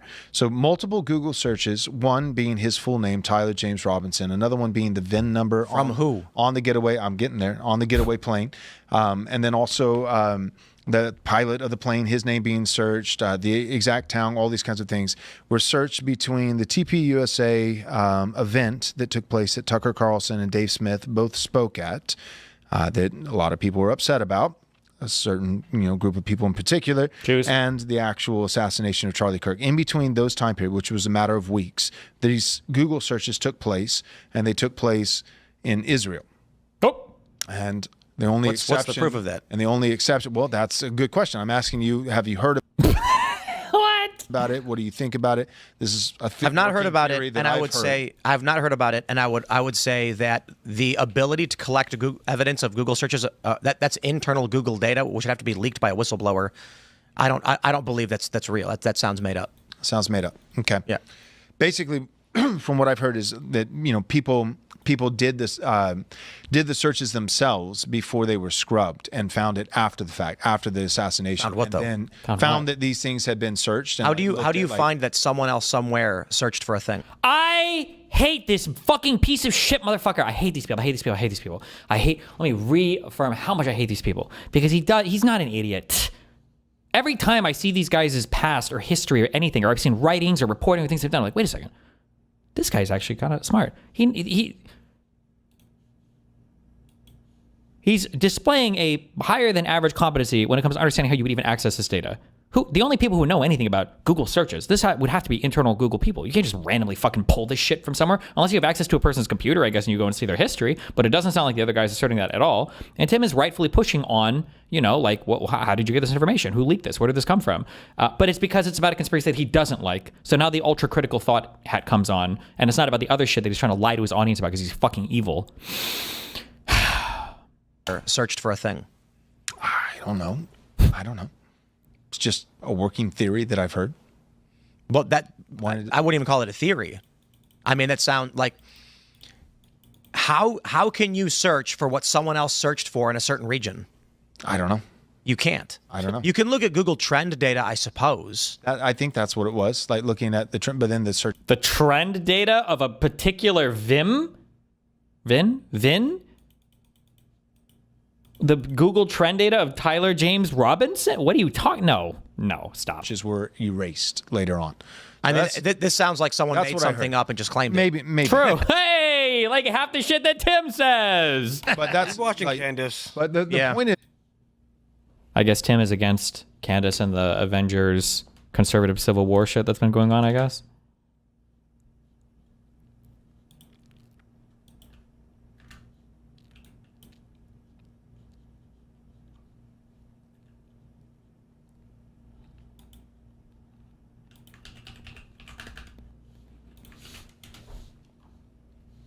Falsifying business records is a crime. We know he did that. We also know that there was a $120,000 payment made, a week or two before the elections to try to cover up what took place there with Stormy Daniels. It was done way, way ahead of time, and he was cleared 11 months prior to that. Done way, way ahead of time. I don't know what it means by way ahead of time. The kill story or killing the story on the Stormy Daniels stuff was done as he was running. It was for the election. No? Michael Cohen had already been retained by him and he was already collecting campaign funds for this, right? So you don't think there was any criminal wrongdoing at all in this What case? was the criminal wrongdoing? I'm asking you because I'm not claiming he did something criminal. So if he did something criminal, Just look at he was convicted in New York State. Just read the fucking charging document or I'm sure they put out some statement about the convictions. You do. I'm not claiming it. A jury found him guilty. So this is what happened on Tim Pool, though. But if I ask you, okay, but what did he do criminal? Well, falsified business records, fraud, obviously is one characterization. What did he falsify? Where was that? Where did that happen? Inflating his business records. I mean, you could. Oh fuck, he's mixing up different things. Inflating business records or property values was a different thing. I think so, right? The fraud that he got nailed on was he lied about payments that he was making to Michael Cohen that were being used to do campaign related stuff. Part of what was that Stormy Daniels story. He misrepresented these in his book, saying that they were just like personal lawyer payments, but they were actually payments for this particular thing that was being used to help him with the election or whatever. I don't know if he's using campaign funds for it as well, but you could look that up. I mean, the 34 counts are pretty clear in what he did. Now, I think most people, even Tim Pool would agree that at worst case scenario, these were misdemeanors. And I guess what did he inflate in regards to Stormy Daniels? Okay, well, that's just one portion of that's of what he was. There was a singular action. He made a payment to Stormy Daniels. That's the only actual action that occurred. I don't know if he paid her directly. Wikipedia, Donald Trump, Michael Cohen. I should just do Donald Trump, New York State convictions.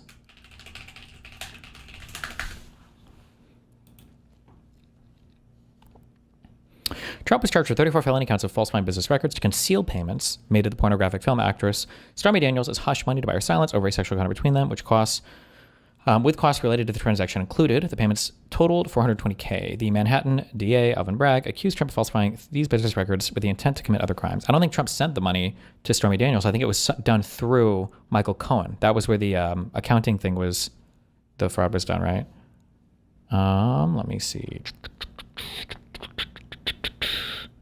Prosecution argued that Trump's 2016 campaign sought to benefit from the payment of hush money to Daniels through Trump's former lawyer, Michael Cohen, who was reimbursed via a false retainer agreement. Prosecution rested on May 20, 2024 after calling out General. Okay. Yeah. My 34 counts are around that. And my understanding, it was falsifying records and trying to, and some people would use the term, it was campaign finance violations. And this was a week or two before the election where the chairman of the FEC, a prior chairman, came out 11 months earlier when all this was being debated and said, this is not against the law. And he was even cleared 11 months later at the federal level. But then the DA of New York, who ran on a platform saying, I am going to get Trump. He said, we don't care. We're going to try it anyways. And that jury with him came to this conclusion, and people are questioning that. So when I'm asking for the evidence, and I can't figure it out, it doesn't. Well, I can't figure it out. Have you have you read a single article or one thing ever? Just one single thing about the case? What's so mysterious or unfigurable? Well, I'm not a juror. I didn't see the evidence that they saw. But let's just say you're 100, for argument's sake. Let's just say you're 100. Shouldn't we be able to see that evidence if we're going to call the president a felon? Well, I mean, you don't see all the evidence in every single case for a reason. Not every trial you get to see the evidence that the jury sees. That's just the way our country works. That's the way our justice system works.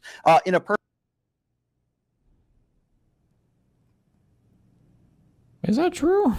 I don't think you necessarily see what a grand jury sees, but all the evidence for most cases, unless there's like some crazy protection thing that prevents something from being filed publicly that a jury sees, I think the public, we'll see like transcripts. We might not see like a video recording, but I think you see almost everything, I think.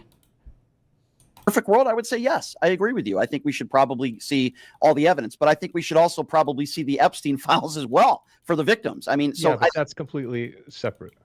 Well, it's separate, but yet it's not separate because Donald Trump is the president of the United States. He is weaponizing the DOJ, and this is a huge cover-up. This is the way Donald Trump has lived his entire life. And it's like... But we're diverting away from something very specific right now. Well, I wouldn't say it's a diversion. I was making the point that in every trial, all the evidence is not released to the general public or the media. That's just the way our courts work. There's nothing. I agree with you. I wish we... I'm pretty sure it is generally because we don't have... otherwise, you would be having secret courts or secret trials, right? Imagine... Especially in criminal cases, right? Imagine the government brings a case against you, but the evidence is top secret and nobody's allowed to see it except, I guess, the jury, who's not allowed to talk about it, at least during the trial. I don't think, at the very least at the end, afterwards, you would have to see everything filed with the court. And I'm pretty sure there's transcripts. That's what the court reporter is for. This is why people say, can you please... like if somebody say, can you point to the man you saw? And somebody points to him. And then the person will say, for the record, John pointed at Jane. And that's so that the court reporter can write down, like to see visually, what's happening in the room, write it down, We can see all the evidence. Now, it's your opinion that there was no criminal wrongdoing. That's what I'm hearing from you, that you think this was completely... What the evidence that is available indicates. Now, if there's some secretive evidence, if we're going to call the president a 34-count felon, which sounds really good, it's like, wow, it's 34 count. That sounds really bad. I think it's horrible. In terms of political utility, it sounds great, which is a motivating factor in this. Then we should be able to point to some evidence. The same way, if you're going to call J.K. Rowling a bigot or a transphobe, you need to be able to show me something. Has he just never looked at the more I look into this case, the stranger gets. Has he just never looked into it at all?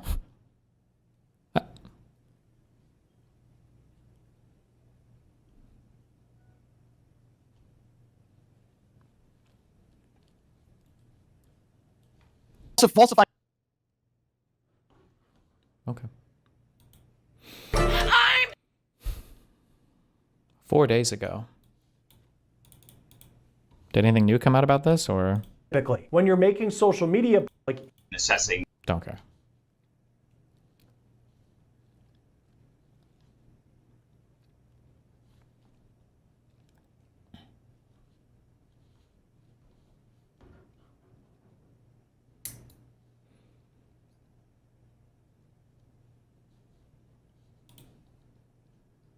Bro, is it a loss for work?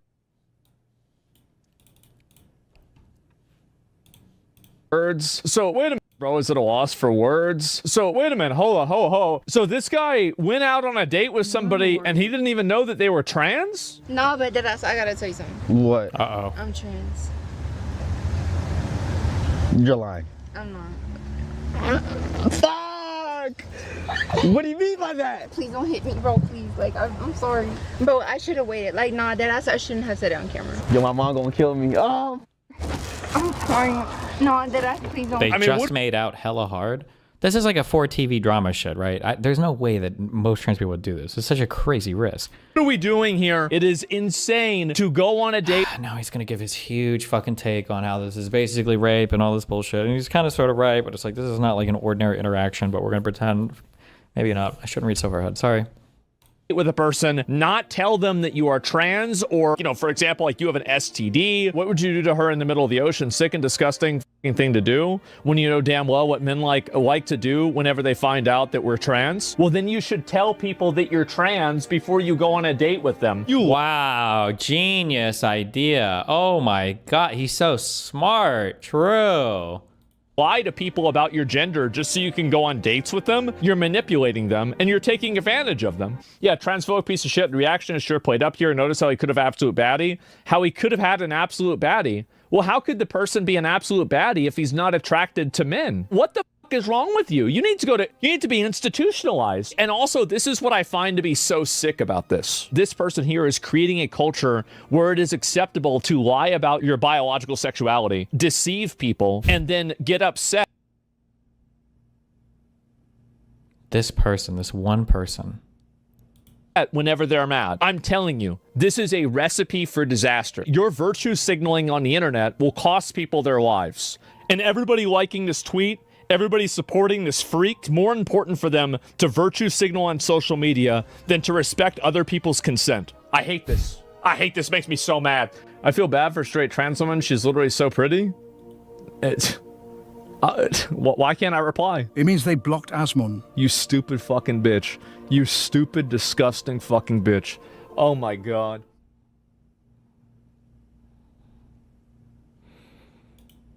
Okay.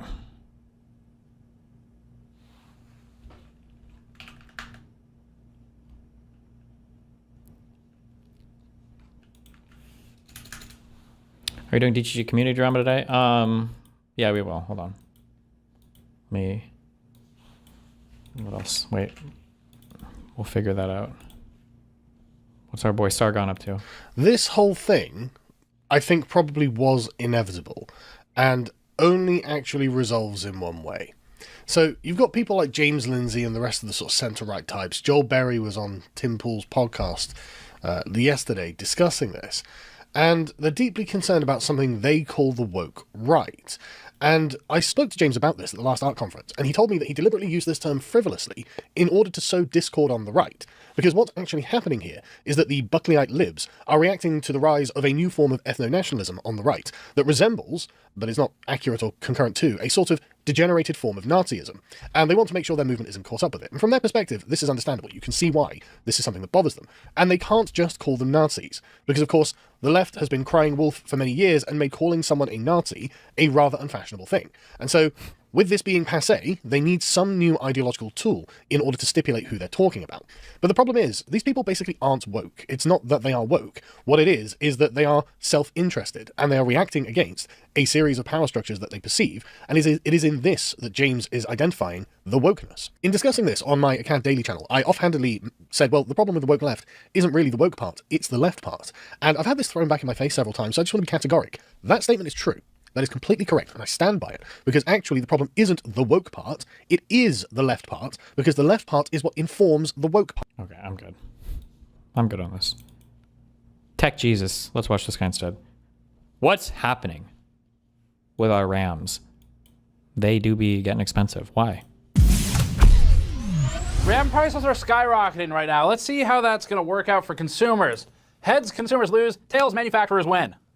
Consumers lose. It's heads. In some of our price checks today, we found memory kits increasing by 169%, 116%, 181%, and similar. By hard dollar amounts, some of these have gone up by hundreds of dollars for kits of 32 gigabytes in a span of just 1 to 2 months. Higher capacities have gone up by $400 or $500 in some cases. At one point, we observed a 1% increase per day for 13 days. There's even new reports showing that these recent price increases are to blame for NVIDIA's potentially delayed unannounced Super Series refresh, with worries that the company will prioritize denser GDDR7 modules for workstation GPUs. Prices are skyrocketing due to a combination of things that we're looking into today. These include data center demand, suppliers understocking due to previous oversupply, and other factors that we'll explore. Something else to put on your radar is that NAND flash for SSDs will also go up, or continue to go up anyway, as enterprise demand ramps and as they compete for inventory. Historically, the DRAM market follows about a 4-year pricing cycle. It's kind of like our industry's version of Roman mythology. We're just begging the 3 DRAM gods to bless us this given month with good DRAM prices for consumers. But unfortunately, the mythological pantheon of Samsung, SK Hynix, and Micron only listens to the prayers of the companies that buy from them, not the consumers. So server demand is fundamentally altering the traditional nature of this market, which means that the DRAM industry is exiting that roughly 4-year cycle of memory pricing, and it's remaining elevated for longer than typical. For example, in OpenAI's partnership announcement with Samsung and SK Hynix as part of its Stargate project, the company stated it was, quote, targeting 900,000 wafer starts per month. Tom's Hardware reported that this, quote, represents around 40% of the total DRAM output, end quote, and that's globally. Suppliers have also begun doing the thing that they've been doing in GPUs, on the NVIDIA side, for example, for a while now, or on CPU side, sort of, with EPYC CPUs as opposed to Ryzen desktop, although that's a much better market for us consumers than basically any of these other ones. But the thing that they're doing in DRAM is diverting supply resources away from what would become desktop supply, consumer gaming type supply, and towards higher margin supply. You know what? I don't give a fuck. Okay. Different video. Just don't buy RAM right now, losers. Who needs RAM? What being a billionaire really looks like. My lifestyle. This is what 100. Hell yes. The most anticipated video of the day. Nope. Okay. $1 billion looks like. $100 million $1 bills. Look at this. Damn, how did he get that just for the video? Okay, but watch this. This is what $100 billion looks like.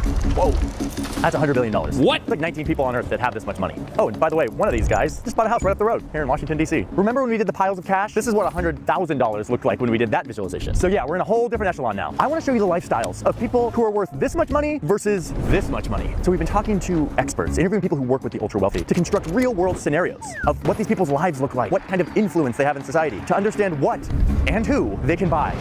Oh, and by the way, we're launching a media company. It's called New Press. It's going to be very different than anything you've ever seen. Oh! It's going to be about transparency, and they're going to be transparent, and they're going to have maximum transparency, and they're going to show you everything with no bias, and they're going to give you the fair and honest, transparent media cover. Oh my God.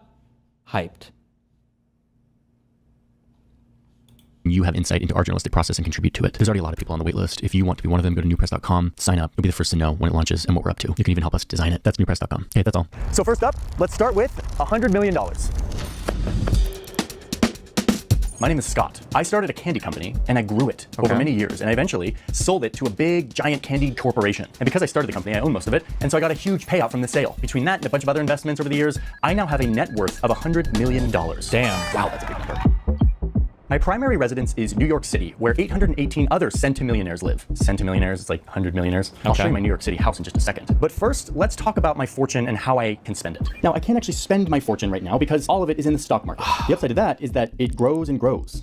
Oh my God, what if there was some hack that he could use to have access to this money without even having to pay taxes on it? It would be so devious and dastardly. Portfolio grows at 10% every year. So what if I just sell this $10 million return I got this year? No. This could fund some of my lifestyle. No. Oh, but look at all these taxes. Yeah, don't do that. No, it's like 37%. We gotta avoid the $10 million. taxes. I guess it still leaves me with $6.3 million bucks to spend. There's gotta be a better I didn't even way. have to touch my portfolio. I'm still worth $100 million. Wait, is this video just tax calculations? No. Let's go find a house. Oh, maybe it's different strategies. Never mind. My budget for a house is anywhere between $8 and $15 million, which sources told us is common at this level. And even though I live in one of the most expensive and crowded cities on Earth, with my budget, I can find a pretty sick house, I think. Okay, let's look around. Boy, there's some nice options here. How about this one? $8.5 million. This nice apartment in Midtown Manhattan. The listing tells me that this is the epitome of refined living, a superior pre-war white glove cooperative. What does that mean? 4 bedrooms, 4 bath. This sun-kissed airy. This sun-kissed airy is one of the crown jewels. Oh my God, Expedition 33 reference, because it's the French thing. Of the Tony Enclave. What is it? Am I reading like a different language? What is the Tony Enclave? I don't know what any of those words mean, sorry. But I do know that it has a semi-private elevator and is the perfect setting for alfresco entertaining. And me, 100 millionaire, I am super into alfresco entertaining. I mean, this is looking like a pretty great house. It's got this super romantic painting above the mantle. And in addition to my real library, I also get a bathroom that kind of looks like one. By the way, this is only my primary residence. It's not my only home. I've got a couple vacation homes around. Okay, for an expensive apartment, this is an incredibly tacky wallpaper. This looks so stupid, but whatever. Country and the world. This one in Miami, which is increasingly a playground for the ultra rich, and this one in the south of France. And both of these have full-time housekeepers. Let's talk about my vacations. I visit these houses a couple times a year, but for my other vacations, I'll maybe go to the Hamptons because I love to watch polo. There's this great polo match in July, and I buy a VIP ticket that will cost me only $30. Wait, Board Finance did a sub in Kick Chat and I missed it? I love you. Thank you. $500. Or lately I've been getting into F1, and so maybe I'll go to the race in Monaco. I'll stay at this Hotel Heritage. Oh no, Hermitage. I'll stay at the Hotel Hermitage, Monte Carlo, for just 22,000 euros a night, which is like $25,000 per night. Okay, let's get to the F1 race. And the Monaco Grand Prix is underway. Jeez, no one told me I needed to bring my swimsuit to the F1 race. I'm feeling a little overdressed. Food's great, chef. Great view. Let's get to the race. I'm planning on watching the F1 race from a private yacht. The ticket was $16,000. And look at the benefits here. I get to walk around in the pit, I get to meet the drivers, and I even get VIP tenders. Whoa! Oh, not that kind of tender. Just a fancy boat that brings me out to the yacht. Anyway, something's bothering me. Remember when I showed you I could sell off the returns that I made this year from my stocks and still come out with millions of dollars of cash to spend? Well, I didn't really like having to sell off all those returns and then have to pay like over 30% in taxes. Me and everyone else you'll see in this video don't like to sell our portfolio, our assets, to get cash because that triggers all of these taxes. It gives us less power in the companies we own. Instead, we like to get cash through a bunch of other ways, using our vast fortune. My favorite trick is to go to the bank and to ask for a loan. Wait, what? I'm a super rich guy. Why do I need a... we're gonna do secured loans. I'm coming. I love this. I've heard about this trick forever. Leftists tell me all the time that this is why our tax system is imploding. And the reality is, who the fuck cares about this? The idea that we're losing some significant amount of tax revenue because fucking people do these like loan schemes, who the fuck cares? It's not that much money. I think in the grand scheme of things. Oh my God, who cares? loan? Well, let me show you. The bank will loan me a lot of money if I put my huge investment portfolio up for collateral, meaning they can come after it if I don't pay the loan back or if I default or something. Okay, how much can I get in a loan? Well, according to the bank UBS, I could borrow up to 85% of the value of my investment portfolio, which remember is $100 million. So I could potentially get a loan for $85 million. Wow. Another bank, Merrill Lynch, says that they will give at least 50% of the value of your portfolio. But regardless, we're talking tens of millions of dollars that I can borrow and spend. And guess what? I pay zero taxes on this money because it's not income. It's technically debt. Okay, wait, but it's a loan. So I'm accruing interest, right? This isn't free money. I'm gonna have to pay it back someday. But what if the interest was lower than the average rate of return on our portfolio? And likely have to pay it back with post-tax money. So it's not free money. What's the deal here? Why am I doing this? Well, according to a lot of good reporting from the Wall Street Journal, people making $100 million or more can get quoted on an interest rate as low as 0.87%. Super low. In reality, today, under these conditions, with my net worth, let's just be really, really conservative and say that my interest rate on the loan is more like 5.9%. It's a lot higher than 1%. But watch what happens. This allows me to not have to touch my investment portfolio. I don't have to take out that $10 million of stocks and pay a bunch of taxes. And that is growing at 10% a year. Way more than the interest on this loan. Now watch what happens over time. This is the value of that $10 million left in my portfolio. What? And this is how much I owe on the loan I took out. That's a nice looking graph. My wealth is growing way faster than the interest on my loan is accruing. So this tax-free debt thing is awesome. And it's one way that I will turn my net worth into spend. Why is this not significant? Because there's just not that many people that can do this, and it just doesn't represent, like, the amount of money that you would make if you were to find ways to tax it. They don't represent that significant of a portion of potentially receivable tax revenue from the U.S. government. Cash without having to sell off any of my stocks in my portfolio. Okay, no more tax math for now. I want to go buy some more stuff. It's time to talk about private jets and yachts. Sadly, I can't afford.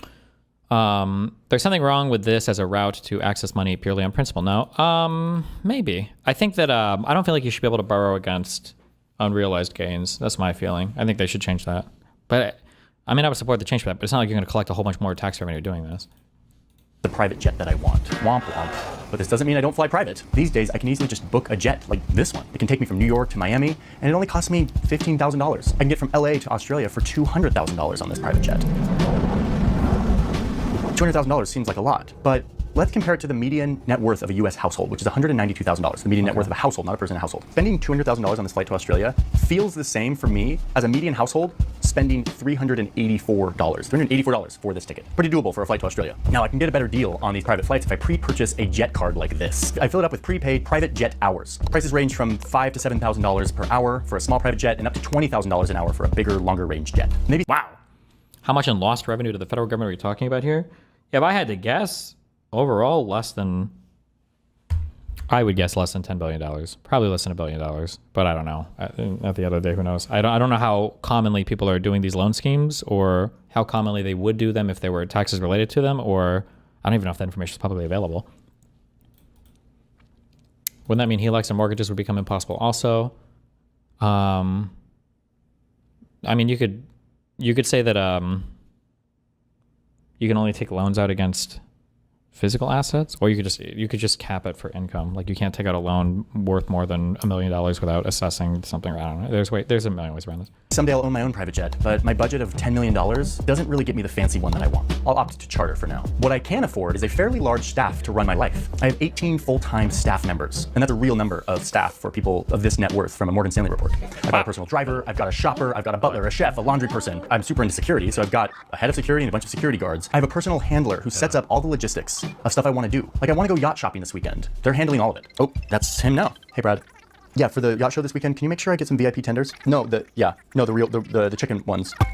Oh, and I almost forgot, my most important staff members are the financial and legal experts who find the most clever ways to reduce how much taxes I have to pay. Which, wow. My wealth manager, Jeff, keeps selling off all my stocks at a loss, and we're like losing money. Jeff, what are you doing back there? Oh, he's doing that. He's doing that tax loss harvesting to balance out our gains every year. Oh. Don't worry, Scott. This is called a wash sale, and I know what I'm doing. You get back to yacht shopping. Loss harvesting, wash sale. I don't understand it all. Jeff does, though. Anyway, back to yacht shopping. Wow, look at these yachts. I'm actually sad to discover that I'm on the lower end of ultra wealth. So my yacht is actually not that fancy. Yikes. It's not a super yacht, that's for sure. It looks more like this. It costs a little over $1 million. I might splurge and get this guy. It costs more like $6 million, but this is still pretty. Are you downplaying the loan memes because you don't see an issue at any level with it, or is it just for the lulz? No, it doesn't. People hyperfixate on the things that emotionally make them the maddest because they want to punish rich people or they hate billionaires or whatever bullshit, but they don't focus on things that would like fundamentally and materially help a large portion of the country. Like I've said this a million times, like the number one boon that we could have to government revenue would just be to bump all of our tax rates by 2 points. It's easy to do. It's easy to implement. It's super easy to, that's like the income tax is super enforceable. You can collect it easily. It would raise a fuck ton of money on the course of hundreds of billions of dollars. And we could put that money towards a lot of projects. But like people instead are like, we need a wealth tax. We need to tax these loans. And it's like, what, how much money are we talking? Like $1 billion maybe? It's just like not, and it would be such a like, it would be such like a weird tax to implement. Like when you talk about wealth taxes or these like unrealized taxes, like you could do it, but it's like, I feel like at the end of the day, people just want to like harm certain people. They don't actually give a fuck if they're raising money for the government or not. It's just stupid.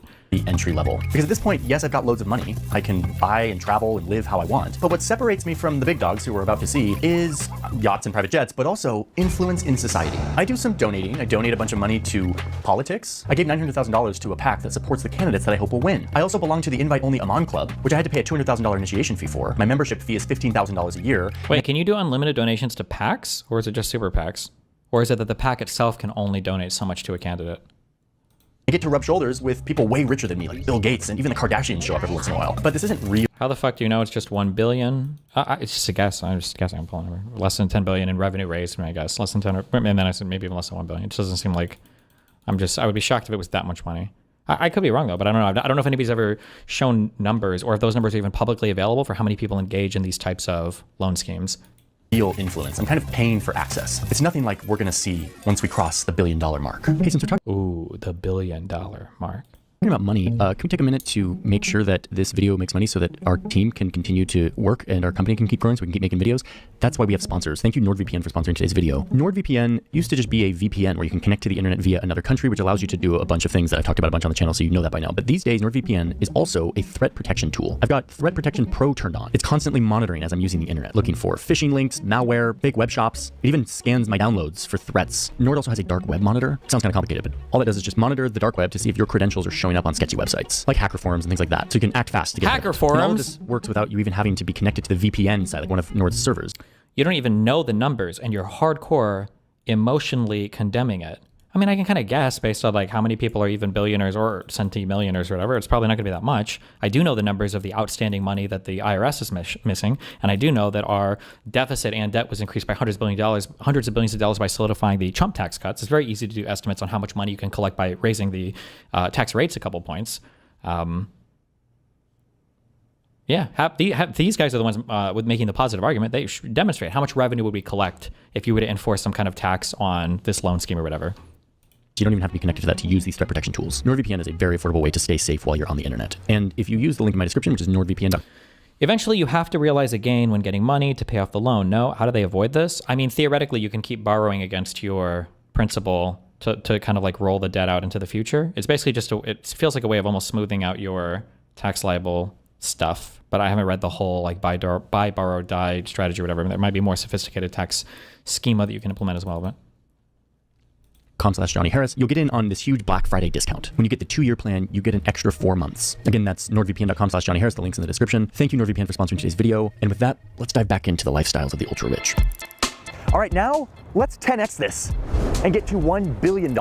Forbes says that about 3,000 people on Earth with this kind of money. Hi, my name is Javier. I was a moderately wealthy guy for a while, but I randomly wrote a $200,000. Just to be clear, because I see so many of you salty fuckers, I still don't know how people this far left are still my audience. It's contrarian mode. He just hates the people who usually make this argument. If your goal on any particular tax scheme is to just punish or attack certain people, then rope. You should rope. You're a toxic fucking cretin like leech on society. You're a waste of oxygen and space in any online conversation. The goal for the government should be to collect enough revenue to fund the programs that we think are important for society. That's it. If you want to sit here and masturbate about all of your hypothetical dream tax schemes because you think they're the ones that are going to hurt Elon Musk or Jeff Bezos the most, then go rope. Or just stay in your classrooms, grab your acrylic crayons, and draw your favorite fucking tax schemes. The goal should be, what are the easy to implement taxes that can raise the most amount of revenue in the fairest way possible? That should be like, not even the fairest way possible, in the most effective way possible that society will tolerate is really what we should be saying, right? This is the goal of good taxation. If you're just using taxes as a sledgehammer to attack people you don't like, then fuck you. You don't even deserve to be part of the conversation. Check to a couple of young guys in Silicon Valley who had a startup idea. They gave me 4% equity in their company, and then their company blew up and is now worth $80 billion. After some dilution, my $200,000 check is now worth $1 billion. That's my net worth. So how do I get liquid cash to spend from my vast fortune? Well, I don't want to sell any any of my stake in the tech company I invested in because I have voting rights. I can control how it is. In fact, like Scott, I don't want to sell any of my portfolio for cash. Instead, I will generate money other ways. I'll go back to the old debt trick that we saw with Scott. Even if I get a loan that's 2% of my vast portfolio, I'm looking at $20 million of tax-free cash, all without having to touch my portfolio, which continues to grow in the market at 10% a year. That $20 million that I didn't have to take out of my portfolio is just in the market, is growing nice and fast. And look, after 5 years, my portfolio has grown way more. Doesn't a system have to be fair in order for it to be reasonable to ask people to participate in it? Not fair is an incredibly arbitrary concept, right? Like a flat tax, some people argue is the fairest tax, but there are reasons why you would say this probably isn't. A progressive tax system is more fair, but there are reasons why people say that is more. It's hard to. Fair is just not really. It's fair is almost like a begging the question type of word. It just depends on what you're measuring to figure out what's fair or not. More than the interest on this loan. I can easily pay back the loan right now and still have extra to spare. Okay, so let's talk houses. Where do I live? Of course, New York City, where there's more billionaires than anywhere else in the world. I live up on the Upper East Side. Look at this beautiful home. 6 bedrooms, 17,000 square feet Manhattan apartment. It cost me $57.5 million. This was actually 2 huge multi-million-dollar houses that they combined into one. Just cause. It's got a pool with my favorite inspirational quotes on the wall, a basketball court on the roof. Why should that be the deciding factor? The only thing the bank cares about is, do I have a good chance to get my money back, and what is my security? Why care about physical versus capital to borrow against? Just because it's practical, or is there a higher principle when you say that? Well, in the United States of America, we decided to tax income, and income taxes are incredibly easy to levy, and it might be the highest way the government makes money. I don't know, you can look it up. For income for the United States government, my guess is probably income taxes, because we don't have a fucking national sales tax. But the issue is that there are 2 huge differences in the types of income that can be earned. And you have earnings from working a job, and then you have capital accumulation from your capital growing in value. And it's already highly differentially taxed, such that capital gain, so your accruing capital over a long term, is taxed at a much lower rate than money that you earn working a job. So you already have a highly preferential rate for your capital accrual, which already feels like kind of shitty. But now you have a way to defer or structure the taxable gains on your capital accrual that's already preferential. And it's even preferential like in practice. Like, it's not even so much like, oh, it's got a good tax treatment, blah, blah. It's more like, oh, I don't have to do anything. I'm literally just sitting at home and my money is growing for me, versus the guy who has to go out and work. So a person can sit at home, have money accumulate in value or get more money, and then the guy can go out and work and get more money. The guy going out to work is arguably doing harder, more arduous labor. The guy at home is doing less labor. He's already got a tax preferential treatment on that income versus the guy who's manually earning his income. And now the guy who also earns his income using capital accrual can find ways to structure his payouts from it using loans and stuff that's even more tax advantaged. I think that you're stacking up enough stuff there that kind of feels a little bit unfair, or the disparate treatment, like the huge difference in how we treat capital accrual income versus W-2 or like wages income just doesn't feel good there. Yeah. But this is not my only home. It is one of 7 that I own, including my home in Aspen, 7 in Lake Garda, Dubai, St. Bart's, and of course, downtown Paris. And look, I finally own a private jet. Yes. If we implement a billionaire tax, would some of the billionaires moving to some random country? Well, because the United States is awesome. I doubt a lot of them would leave, but they're not that many billionaires. And whatever billionaire tax you implement, it's just not going to raise that much money. So I was like, what the fuck is the point? Why? It's cringe. Arts, and of course, downtown Paris. And look, I finally own a private jet. Yes. No more chartering or prepaid flight cards. I've got my own. This argument feels like, well, it wouldn't pay off our debt, so it's useless. When did I ever say that a tax has to pay off our debt? I feel like what I'm saying is not that hard to understand. I don't understand how you're so emotionally invested in this argument. My argument is that some taxes are very easy to levy, okay? Very easy to levy. Other taxes are very difficult to levy. Now, difficult taxes aren't necessarily bad, but if it's difficult to levy and it doesn't even raise that much money, why waste the time going down that route? And that's ignoring the fact that like some of these might be detrimental in other ways or whatever, but even ignoring that, you should focus on what are the easy taxes to levy and will they raise a lot of money? This is why I think there's a strong argument to be made for like a value-added tax, a VAT, is that countries around the world tend to have a national sales tax of sort. It's kind of like what a VAT is. And they raise a fuck ton of money off of it. And it's easy to adjust up and down. It's super easy to collect. Like VATs are good ways for governments to raise money. The United States doesn't have a VAT. I think the bumping up of like the income tax brackets or like the addition of or the introduction of a value added tax in the United States would be a good way for the federal government to make money. Why would it be so hard to levy a tax against these? Well, so the the question would be, what is the rule that you're having to craft here to make it so these people pay taxes, right? So if you have $1 million in assets, should you be able to borrow $1 million and not have to pay tax against it? Well, let's say that I take out a loan for a mortgage. So I buy a house, I take out a loan for it. I'm kind of doing the same thing. I'm now valued, or at least I have an asset that's kind of valued at $1 million, but I have $900,000 in liability against it, but I have a highly preferential loan because the loan is secured. Should that be realized as a taxable event or a tax gain when I buy the house? Because now I have access to way more money than I ordinarily would. And it's even kind of like it's a leveraged investment kind of that is appreciating in value. And I don't know. There's a lot of different questions. Like, I think you could put income caps on this if you wanted to figure out a way to tax it. I'm sure it would be possible, but it might be like very complicated. I don't know how much money you'd even raise at the end of the day with it,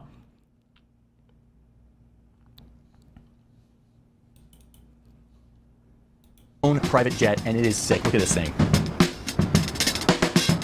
Cost me $75 million, and I have to pay $3 million a year just to maintain it. Like, I have to pay $135,000 just to store it in a hangar. I pay $600,000 a year on fuel and $45,000 just on like basic maintenance. Oh, and I have a full-time pilot and crew. I spend over $700,000 just to keep them retained as my full-time flight attendants. And I finally can buy a respectable yacht. Like, look at this one. It's 131 feet long. It's got a pool and a hot tub on the deck. It can carry 11. A mortgage absolutely isn't going towards vacations unless there's abuse. What are you talking about? Families that own homes with a mortgage are going on vacations. It's kind of sort of what's happening. Yes.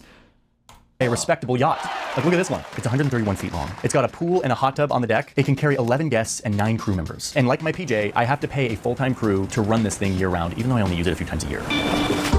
My vacations look pretty similar to Scott's. A lot of expensive VIP access, but just a little more elevated. Like, I paid $3 million to watch the Super Bowl in this suite with Taylor Swift and a bunch of other rich people. The difference between me and Scott is I get invited to stuff that I don't even have to pay for because we're kind of all a little bit post-money at this point. Like the Monaco Yacht Show, they have an exclusive opening day. Scott was paying $2,200 for a ticket, but I'm one of the 200 people that they just invited to the VIP experience. And in fact, where Scott's vacations were about lavish, opulent hotels and experiences, I have kind of a different vibe. I care mostly about privacy and security. In fact, the places I stay look a lot more like this from the street. Unassuming, not drawing any attention. But behind these walls, I've got everything I need for my vacation. My security team flew in a few days earlier to secure the property, and then I arrive with my butler, my chef, even my personal dog. I need a security team. Is on site. I've got a dog walker who I pay to just hang out with my dog, and of course my luxury travel coordinator who just zipped into town to connect with the brand she's been communicating with. They're planning to come to my villa to set up my own personal store in one of the many bedrooms so that I can browse the latest fashion without leaving my villa. By the way, that's a real example from our reporting. A family who did this during one of their vacations and ended up spending $1.5 million on their little in-home designer store during their vacation. In fact, I want to super clarify that all of these examples are Hassan Piker's family. Just kidding. Based on real reporting, real examples from our interviews with people who work with the ultra-rich. Many of them don't want to appear and be quoted. It's not this shit. It's Destiny baiting super hard, but he's pro. I can't tell what level of cope you're on. That everything I'm saying is a meme, is a troll, is bait or whatever. But you have there's literally not a single factual, substantive response you can do to a single thing I'm saying. But, okay. In this video, but we're grateful that they let us in on some of these lifestyle details of how people live and travel at this wealth level. Anyway, I'm Javier, and at this point, it's hard to know what to spend my money on that Scott can't. Like, we can both buy a $91,000 shirt, which sales tax alone on this puppy is like $8 grand, $9 million painting. There's a few things that are out of reach for Scott that I can buy, maybe like this nearly $3 million bottle of whiskey. What I can do at this level is pay for hyper exclusive experiences, like paying my favorite band, the Eagles, to fly in and play me a show. I'll pay millions of dollars for this, and in fact, they've negotiated only playing Hotel California one time, but it was totally worth it. And yes, that $6 million private concert is a real example too. Anyway, let's go back to security, because now that I'm a billionaire, I'm a little more well-known, and my security team has grown. But I'm also starting to get a little more paranoid, thinking about how I'm planning for something apocalyptic. We rich people think about this a lot. What if we lose it all? My vast wealth is in the market, in the economy, and if order breaks down, it could be worth nothing. So I'm going to invest in some backup plans, a bunch of land in upstate New York. And in fact, I'm even working on a bunker. I love bunkers. This thing's got food storage, a decontamination shower, a high-tech air filtration system, 4 bedrooms, a hair salon, a shooting range. Listen, I'm not a prepper, but you know, just in case, and I've got the money to do it, why wouldn't I? I'm worth $1 billion. You are telling people to rope and that they are emotional at the same time. How is that not baiting? If I say 1 + 1 is 2, and someone else says, I actually think that 1 + 1 has to equal 5 because 2 friends gave me 1 thing each and I want 5 of them. And I'm like, you're being retarded about this. You're being emotional, rope. And you're like, oh, looks like you're being emotional too. Good job. So at this point, I kind of have an army of tax professionals optimizing my wealth so I can pay as few taxes as possible. And Congress just passed some legislation that's really helping me out on this. Trying not to one guy, but how would increasing the base rate 2% put a higher tax burden on the rich if they use these strategies? Well, it's hard to avoid like tax increases on like just like income or capital gains. You have to start getting into more esoteric, like at some point you have to realize gains for these things. There are other broad things you could talk about, like estate taxes or whatever. But when you talk about like putting hyper-specific taxes in here to try to catch these types of schemes, well, the more specific a tax is, the more avoidable it's probably going to be using some other type of specific scheme. At this level, I start to get weird and creative with my money. Maybe I'll buy a hotel chain, or maybe I'll invest in bubbles. No, not those kind of bubbles. Bubbles is the name of my thoroughbred horse that I bought for $3 million. I paid millions of dollars, and then I had to, of course, build a home and a bunch of stables for Bubbles, and I had to like get a trainer and feed and care and medical attention. It's a lot of money, but it's a business expense. And Bubbles is a depreciating asset on my balance sheet. I'm supposed to try to make a profit off of Bubbles, but really I'm doing it because on race day, I love showing up to watch him race, get to hang out with my friends, spend some time at the track, throw a big party, and watch Bubbles race. Come on, boy, come on. Bubbles. Oh, he lost again. And yes, I'm losing a lot of... Not if you die, you can just leave it to your kids. I mean, there is an estate tax, right? Money on Bubbles, but honestly, I'm not that stressed because this is more of a hobby, and all of these losses I can write off to lower my tax bill. I'm actually doing the same kind of hobby thing on a much bigger scale. I bought an NBA team. I'm able to write these players off as depreciating assets, even though the team is growing and making money. All of this helps my tax rate be lower than the players who play for me, and even lower than the guy serving beer in the stands. ProPublica did a great analysis on that, by the way. But yeah, anyway, all of this is legal. Like, I'm not breaking any rules, and honestly, it's really fun. And look, I have the best seats in the house. Oh, and by the way, I still pay a lot of taxes. My businesses pay corporate taxes and income taxes and payroll taxes and property taxes and sales taxes. I contribute massively in dollar terms, and my businesses generate huge amounts of tax revenue and jobs, and I took a... If you earn $3 million over 30 years from investments and you want to pull it out / liquefy the asset, is that treated the same as someone earning $3 million in 1 year and doing the same? It's treated the same as somebody earning $3 million in 1 year and then liquidating all the next year. The long-term rate for investments kicks in at 12 months after you purchase the whatever the asset is. I think for all assets, definitely for stocks. There are a million things that can make that more complicated. You've got tax preferred plans, your 401ks, your IRAs, or whatever else. And there's also different like types of estate planning or things you can do. Like, I don't know the names of the fucking, like your college plans for kids that you can put money into and everything out. Yeah. Risk in building my wealth taxes. I contribute massively in dollar terms, and my businesses generate huge amounts of tax revenue and jobs, and I took... There's an estate tax, but don't the capital gains effectively get wiped when you die? Like your kids didn't get capital gains, they just inherit whatever the current value of your stock is. That only works up to, I want to say $25 million. You have to, what is the deduction on your death tax? Or is it $11 million? There's a deduction where you don't have to pay taxes on when you die, but that's only up to a certain amount of money.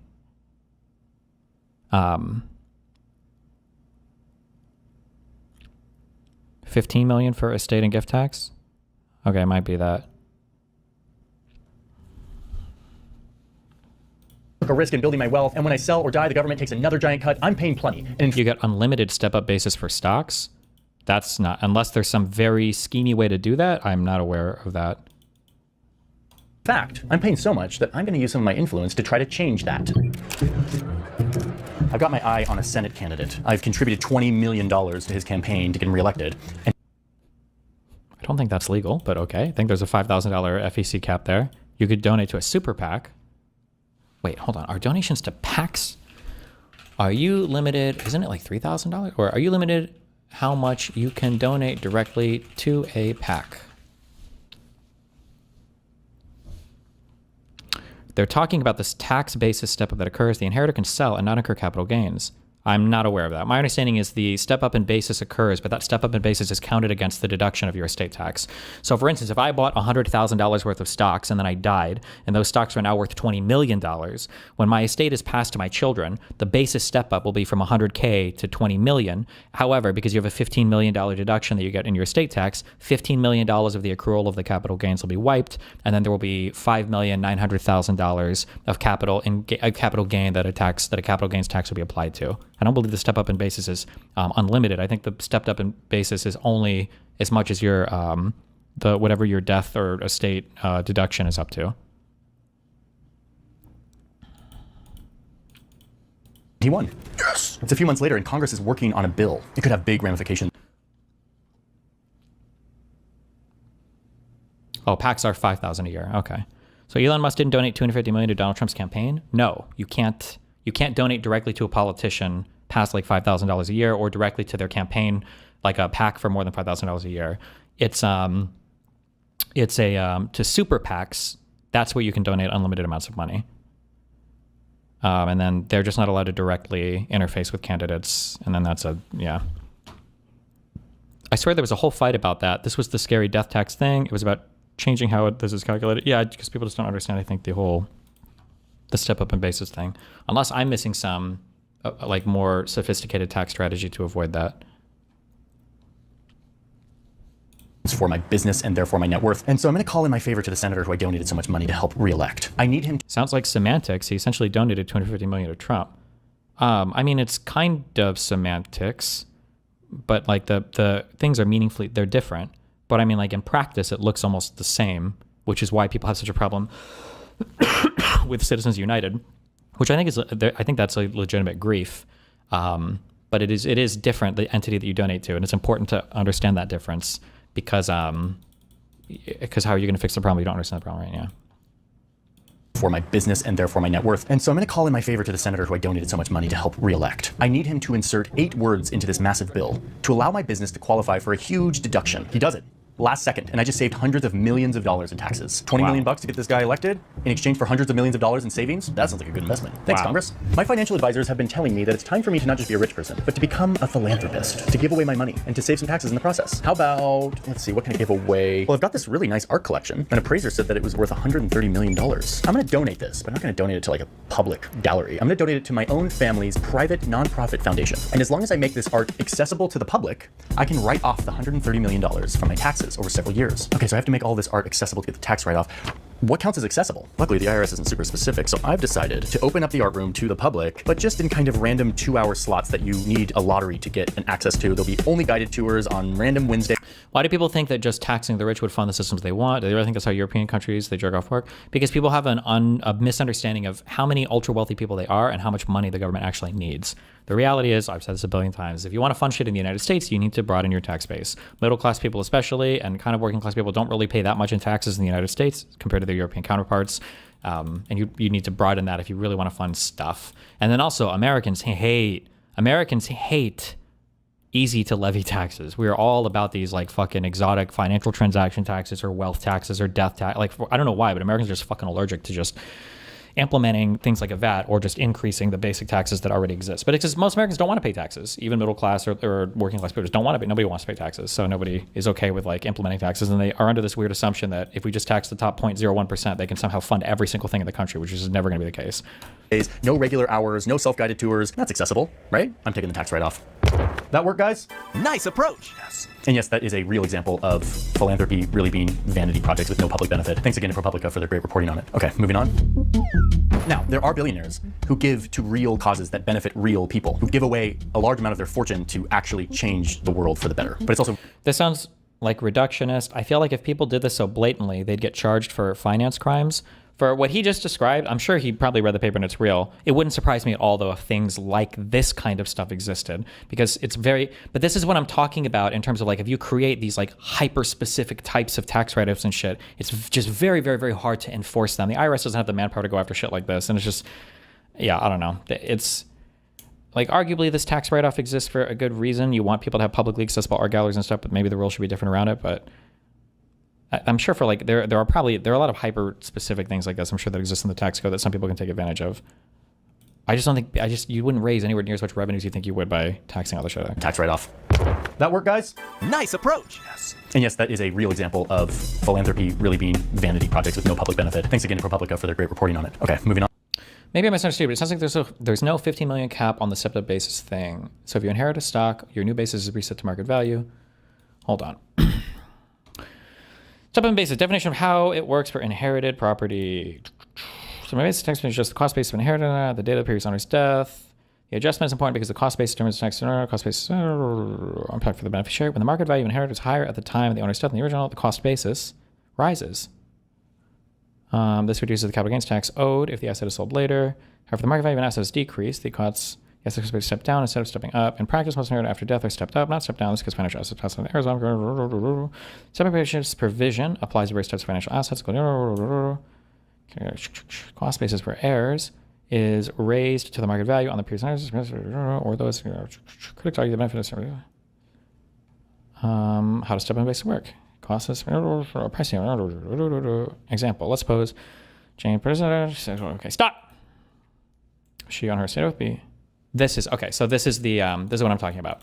So let's suppose Jane purchases a share of stock at $2 and dies when its market price is $15. So when Jane dies, that asset that's passed on to the child has a step up in basis. So they get it pretending like they just bought it at $15. However, had Jane sold the stock before dying at $15, she or her estate after her death would be liable for capital gains tax on a gain of $13. But oh wait, hold on, it's not saying this yet. My understanding is that this $13 gain is applied to her estate tax deduction, which only goes up to $15 million. But we'll see what it says in here. Hold on. Instead, her heirs' cost basis becomes $15, so that the stock is later sold, or the tax would have been incurred on the increased. Okay, the Kaufman asset is step-up basis and community priority. Does it say it in here? Somebody find this rule. I'm almost positive this is how it works. Like 92% positive.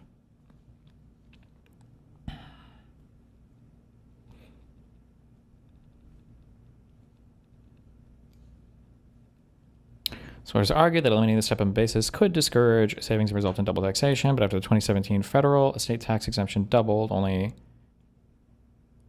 0.04. After 2017, the federal estate tax exemption doubled. Yeah, because the federal estate tax exemption is what you apply that step-up in basis to.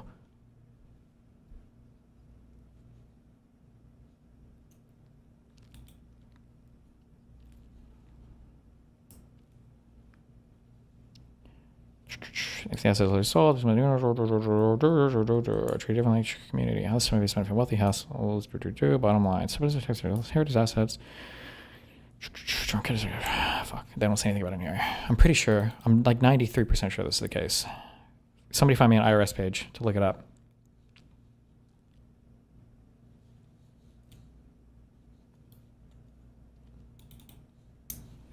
Or I can just, we're gonna try.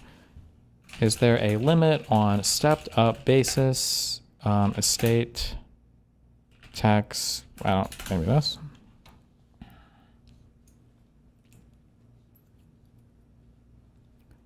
To most appreciated assets, including this. There's no way this is the case. We will find this. Hold on. Generally, the gross proceeds from the sales of inherited property included in gross income.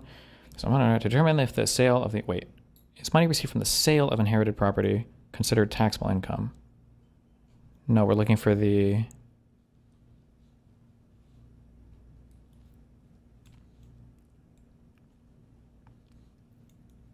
there should be an IRS page on this, I think. Oh my God. For deaths after 2009, the stepped up basis is limited to a maximum of $1.3 million for general assets and $3 million for spouses added to the carryover. So this is talking about a limit.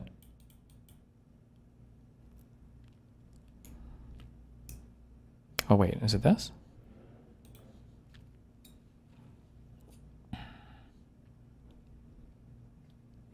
Stepped up basis allows the tax basis of an asset to be adjusted to reflect its value at the time the owner passes away.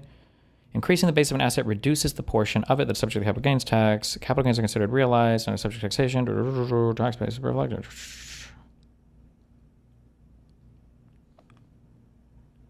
Stepped up basis is one of the largest federal tax expenditures. According to the Joint Committee on Taxation, it would account for $58 billion in foregone revenues for the federal government in 2024. That is equal to about a quarter of all revenues from taxes on capital gains. Revenue loss from stepped up basis amounts to almost a quarter of annual revenues. Sure, but I'm pretty sure if you got rid of the, is it the estate tax? Then you would just capture all of this because there would be nothing to step up the basis against. Opponents of stepped up basis argue that the provision is a tax sheltering strategy that primarily benefits wealthy taxpayers, of course. So it serves to shield some capital gains from ever being taxed. In 2019, 56% of the benefits, or $22 billion, went to the top 20% of descendants' estates, with $7 billion of that amount going to the top 1%. Creates an incentive pathway to continue to pass assets one generation next within the same family. Top income. Others argue that eliminating stepped-up basis would result in a form of double taxation that would arise from the combination of the estate tax and the capital gains tax. However, only descendants with estates greater than $13.61 million will be required to file an estate tax return in 2024.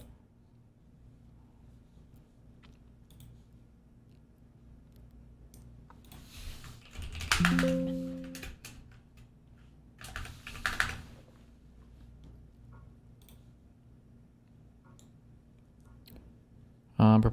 License by the state tax. Be required to file an estate tax. My understanding is there's no limit to the setup. However, you have to pay the estate tax still. So you might have to sell assets if you inherited like $1 billion to pay for the estate tax. But I think when you sold those assets, the basis would be reset. Oh, that could be it. That it doesn't take away from the estate tax, but if the stepped up in basis is lower than what your estate tax exemption would be, then necessarily you wouldn't pay tax on it because it comes under that anyway. That could be the case. So it would effectively be the same thing. Wait, somebody, hold on. The lifetime estate and gift tax exemption is indexed for inflation and is $13.99 million for 2025. The exemption is a lifetime exemption for both taxes. Any portion taxpayers use to reduce their gift tax liability, okay, in life would reduce your estate tax exemption. Lowest exemption available to them to count against their estate. A generation skipping tax is also imposed to address estate tax avoidance through gifts and bequests to a later generation.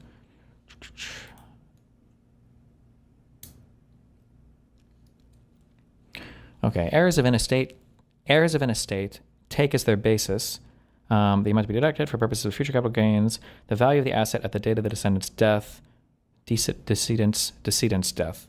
This treatment is referred to as a step-up basis. Means that no capital gains tax is paid on the appreciation of assets during the descendant. Decedent? Is that decedent? Descendant? I don't know. Lifetime. For example, suppose a stock purchase 100K and the value of the time is 200K, gain of 100K. If the heir sells the stock for 250K, the gain of 50K, 250 minus is recognized 100%, $100,000 gain during the that accrued during the decedent's lifetime is never taxed. The step-up rules do not apply to gifts in which carryover basis is applied.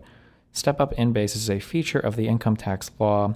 Since it applies regardless of whether an estate tax applies, its existence justification for the estate tax. Oh, okay. I'm trying to think if you should you have to pay an estate tax and a step-up in basis tax, and not get the basis at the same time. I'm trying to think of that. Assuming there's no exemption. If somebody buys a thing for $100, they give you the thing. By the time they die, it's worth $1,000. When they transfer it to you, I'd have to think about that a lot harder. Would you have to sell off part of the estate to pay the taxes on it? If you didn't have the setup, I think it would be kind of bad since you would be double taxed.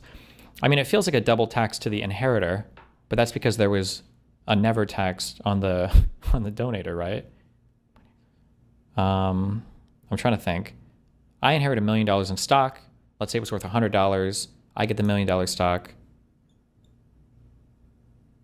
I don't know what the inheritance tax is or the estate tax is, assuming.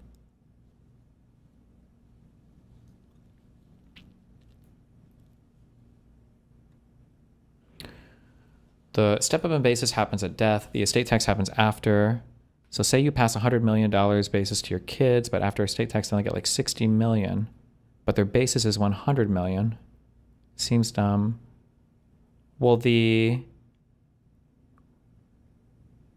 no, they would get the full $100 million. They would just have to pay $40 million to inherit the $100 million. So it makes sense that it would still have that value.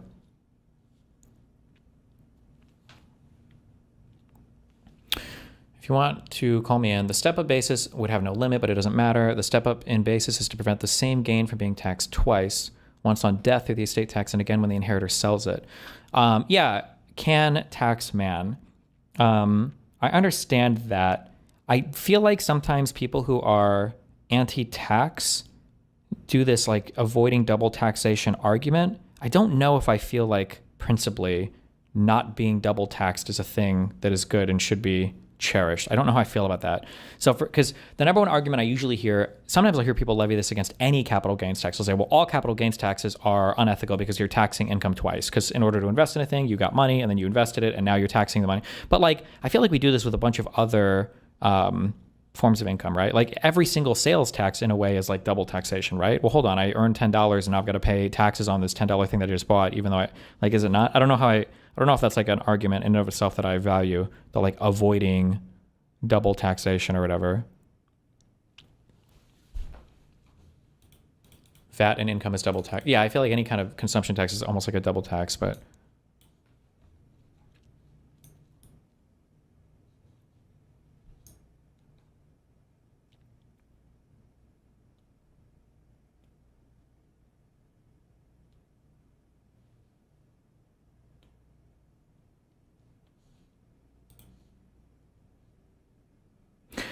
oh, but the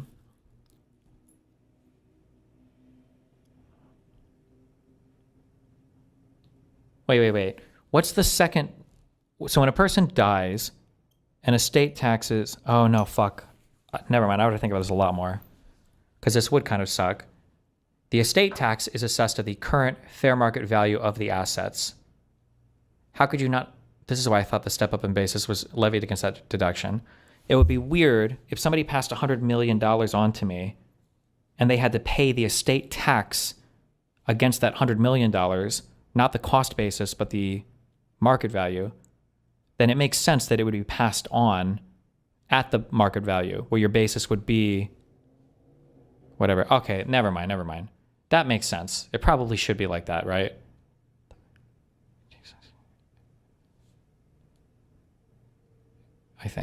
I think so.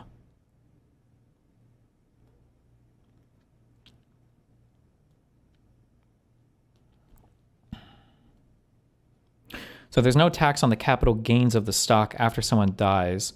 Well, you're taxing somebody based on the, you're taxing somebody when they die. You're taxing them on the fair market value of the asset, regardless of cost basis.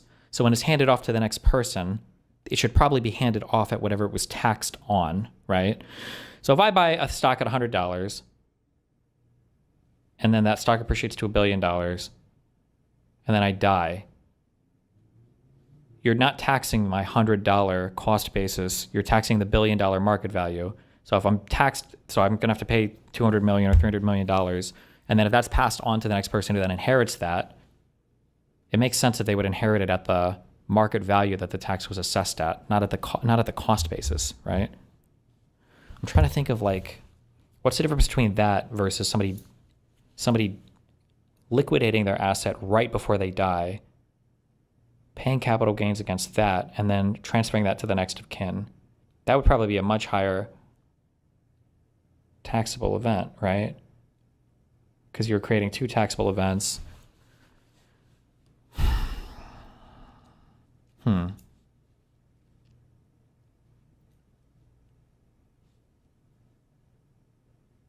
You'd just be losing money at that point, right?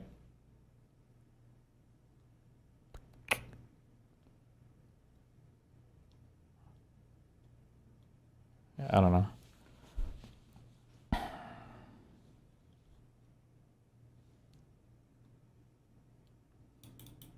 Okay, sorry. We're going back to this. None. Now, there are billionaires who give... If he dived into a whole fucking vault of gold coins, he would die, by the way. Thanks again to ProPublica for their great reporting on it. Okay, moving on. Now, there are billionaires who give to real causes that benefit real people, who give away a large amount of their fortune to actually change the world for the better. But it's also very common for billionaires to use foundations and philanthropy as tax shelters and vanity projects. And the IRS doesn't really come down on these people very often. Oh, I just got an email saying I'm going to Switzerland. Because I donated to the presidential campaign, the president is assigning me to be the ambassador to Switzerland. And I know the president said that he wouldn't be appointing his donors to these types of roles, but here I am. Seems like a lot of us donors are getting appointed. This is great. Let's get the jet ready to go to Switzerland. So you can see that my fortune at this point buys me anything I want, but it's actually starting to be more and more about buying influence in society and politics. But this is just the beginning. Let's see what happens when we 100x this. 100x? Okay, things are about to get kind of nuts because we're about to 100x this pile, to go from $1 billion to $100 billion. There's less than 20 people who have this much net worth or more. They're almost all Americans who started technology companies. Elon Musk, the world's richest man, has anywhere from 4 to 5 times this much, depending on the day. And at this point, there's no way I can convince you how much money this is. Like, you would have to combine the incomes of over 7.5 million Americans toiling away, earning the median salary of $63,000 a year. 7.5 million people earning the amount of money controlled by one guy. Hi, my name is Bradley. I founded a technology company decades ago, and it is now one of the most valuable companies on earth. I still run it actively, and most of my $100 billion fortune is in the form of a huge amount of stock in this company. How do I even think about where to live? I could go the direction of Indian billionaire Mukesh Ambani and build my own personal 27-story skyscraper, complete with a hanging garden and a 6th-floor garage where I can store 168 cars. Or I could collect a portfolio of trophy homes all over the world. I'll buy this one in Florida for $173 million. Got 33 bedrooms and 39 bathrooms. That is a lot of toilets. I'll buy a spot in London, but I'll make sure to buy all the properties around it, so I've got a lot of privacy. That one cost me $202 million. I'll grab a bunch of property along this coastline in Malibu. I'll buy this private golf course next to my 19,000 square foot mansion, even though I don't really play golf. And I'll even pay $86 million for a Zen temple in Japan, because I'm super into Japan. But let's add to the list buying this entire island of Lanai, Hawaii. All in all, my big portfolio of houses around the world adds up to about $2 billion worth of homes. But if I'm like Larry Ellison, whose homes all of those I just mentioned are, this isn't even 1% of my net worth. But I don't want to just buy homes. Maybe I want to buy a social media company. Uh-oh. I'm really into influence right now, and influencing the media is a great way to influence society. And this is where I can take the loan thing that we talked about earlier to a whole new level. Yes, I could sell a bunch of my stock to get cash to buy the social media company, or I can do what Elon Musk did and take out a giant loan, billions of dollars, that I don't have to pay taxes on, that is based on my vast fortune. Musk was about to take out a loan of $12.5 billion, but then ended up taking about half that to buy Twitter. And this is what's wild, is the loan thing, at this level, I can plan to just do this forever. I never have to pay off these loans. I never have to sell off any of my stock. I could keep paying down the interest so it doesn't compound, but even if I don't, my fortune grows way faster than this debt accrues. And the real benefit of this happens when I get close to the end of my life. It's been decades. I have all these loans. They've grown accrued interest. My fortune has grown way faster. And at the end of my life, I could sell a bunch of my portfolio, get a bunch of cash, and pay off all my loans before I die, so I don't leave my children saddled with all my loans. But I don't want to do that, because I would have to pay a huge amount of taxes if I did. And if you haven't noticed, I don't like taxes. My goal now, as I get close to the end of my life, is to set my family up to inherit my vast fortune in the most advantageous way possible. So I max out the gifting exemption. There's like $14 million I can do there, but that's like a drop in the bucket. I'll set up some trusts that technically remove control of my wealth and pays out a certain amount to the named beneficiaries, like my children and grandchildren, over a period of time, potentially forever. But watch this. My portfolio, I love you, Ken Taxman, is a vast fortune that is mostly loaded with unrealized gains, meaning this is all money that has grown in the market. I haven't paid taxes on it yet because I haven't taken it out. The moment I take it out, I have to pay taxes. But what I can do is when I die, I can give this giant fortune to my daughter, let's say. The loan trick only works once, though. If you do it multiple times, the interest becomes larger than your stock returns, right? No, you should be able to roll that indefinitely. There's no reason why. It's not like you're borrowing against the same thing over and over again.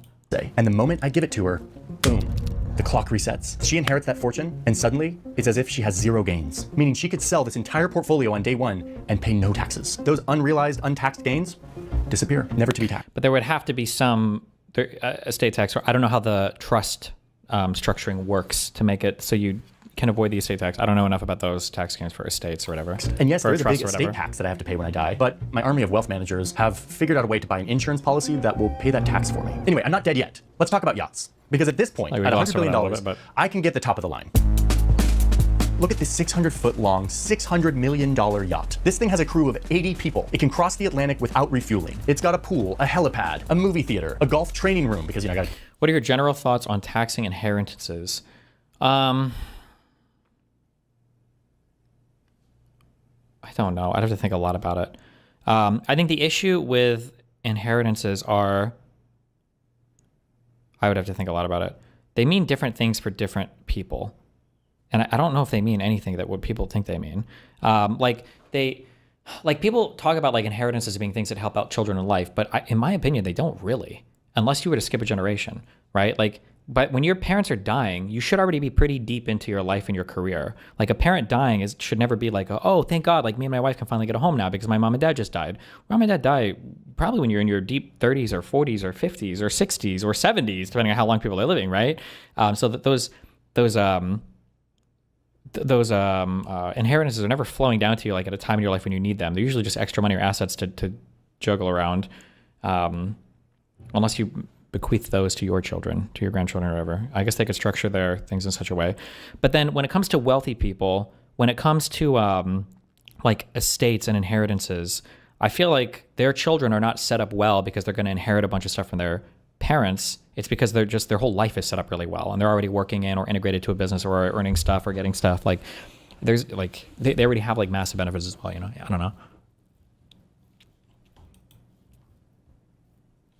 Practice my swing when I'm out in the Atlantic. I pay my crew super well. Many of my crew stay on board my yacht for years. Oh, and did I mention that it's not just the yacht? I also have this little shadow barge that follows my yacht around when we're out to sea. It carries extra fuel so we can be out on the water longer. Shadow barge. It also keeps some of my car collection. Oh, what's that? You're burning to hear about my car collection? I have 2,000 cars. This giant collection is worth around $200 million. It's kind of my hobby. Another real example from this billionaire. And just when I thought I had the top of the line, there's something else I got my eye on. This super yacht airship crossover that's straight out of Star Trek. I want this. I want this. Wait, yeah, shit. Especially because the article says that, quote, crossovers can be oodles of fun when done right. I want oodles of fun. My super yacht's starting to look boring because I have to stick to the sea. But with this crossover, I can go anywhere because it literally turns into a blimp and goes onto land, and it costs about $1 billion. And yes, it's got all the bells and whistles, a pool, a sauna, a gym, a helipad, tenders, and a nice big garage for my cars. And yeah, we got to talk about my private jet. Oh, sorry, private jets. I have 3 of them, and they're all huge. My favorite one is this one. This is the ACJ 350. It's got a cabin that's in outer 167 space? feet long. Over 3,000 square feet of floor space on this sucker. I bought this thing for $360 million, and I spent another $100 million just to renovate the interior because I wanted a spa on board. I mean, totally worth it, right? Oh, and on a more grave note, I had to make a deal with my pilot that in case of the apocalypse, which I think about a lot, I'll let him and his family come with me to my compound. Like if we have to escape, I need to guarantee that I have a pilot to fly me away in case like the mob comes knocking. Where will I fly? Oh, I've got some options. I've got bunkers all over the place. Some of them have airstrips, so I can just fly right to them. My favorite one is in New Zealand, where a lot of us ultra wealthy are burying bunkers. This thing is buried underground. It's got a pantry, a gun room, a surgery station. This thing only cost me $8 million to build, but that's not including the couple $1 million I had to invest in New Zealand for several years to qualify for an investor visa. So they'll like let me into their airspace. My other bunkers include huge pieces of land in Hawaii, where I have a huge full-time staff, including a person who raises my Wagyu cattle, just like my buddy Mark. Creating He's got one jobs. too. We love Wagyu. Those And are job hydrofoils. creators. When I say and hydrofoils, cut to him on the hydrofoil out in the... We got this, Mark. Okay, but I'm not all doom and gloom apocalyptic. It's just a backup plan. I have hobbies too, but my hobbies have turned into kind of reality bending projects. Like, I want to go to space. I feel super connected to love. I want to create my own libertarian nation in the South Pacific. I've got the money to do it. I have like more money than a lot of nations. Or I could throw my money at wild, innovative ideas, like making human brains talk to computers or finding ways for humans to live forever. My security team is now huge, dozens and dozens of professionals, many of them former Navy SEALs. And it's hitting me that at this level, I have so much money, I can actually make a huge impact in the world. I have the ability to give away over $19 billion of my wealth, no strings attached, to help change the lives of underrepresented people like Jeff Bezos' ex-wife did. I could put billions of dollars into eradicating infectious diseases and focusing on improving maternal and child health funding like Bill and Melinda Gates have done. It's a lot of power that I have to affect what public health initiatives get done. Or I could pour my philanthropic money into foundations that give me tax benefits and serve my own ventures and are completely controlled by me and my family. I could do either. And my level of influence is not just in the philanthropic causes I can fund. I also rub shoulders with the most influential decision makers in the world. Did I mention that as a part of my real estate portfolio, I've got this huge swath of beach in Florida where I've created an enclave for the rich. It's right next to the president's Florida residence, and it's where I make sure that I rub shoulders with the right people. This election cycle, I'm going to spend almost $300 million on getting my favorite candidate elected to be president. That seems like a lot. Is that legal? Actually, yes. Look, I have a front row seat to the inauguration, and the president is giving me the job I've always wanted, which is taking a chainsaw to the federal government. This is the chainsaw for bureaucracy. Chainsaw! Whew, wow, well that God, he's such a cringe fucking loser.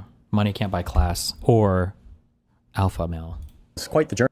Behaviors. If there's one thing I've learned on my journey from $100 million to $100 billion, it's that wealth begets more wealth. That's why I did all those like tax calculations and debt to show you that when you have wealth and ownership of assets in a capitalistic system, you become impervious. You can build a fortress of wealth that just keeps growing. And then once you have that fortress, it allows you to influence government and policy and media that then serves your interests to get more wealth, all while opportunities, wages, and resources stagnate for the majority. This isn't a broken system. This is a system working exactly how it was designed by policy choices and decisions. And it might strike you as unfair. I think it is, but I also... This is true. This is very true for money and wealth and everything. But I think the issue is that everything in life kind of works on this type of accrual basis. Like you can apply this to literally any area ever that you have, where like being healthy begets more health, right? Let's say that you want to go on a big caloric deficit or lose a bunch of weight or whatever. Like the capacity that your body has for cardio or for work in general is going to be much higher if you're already healthy.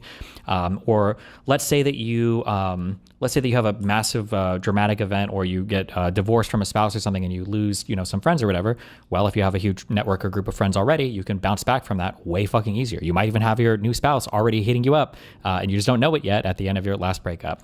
Like in life, when things are going well in certain areas, it always there's like a geometric compounding where it always works much better, and you can always absorb way more shock or way more like bad events that you basically just they roll off your back, you don't even care. Whereas when you're at the bottom of any of these systems, when shit gets fucked, you're always you're mega fucked because you have no capacity to absorb any volatility, and now it's going to fuck you hardcore. Yeah. I think it's really dangerous. It's exactly the type of concentration that creates a politics of grievance and anger and resentment and hopelessness, all so that a few people can have access to their fancy boats and exclusive parties.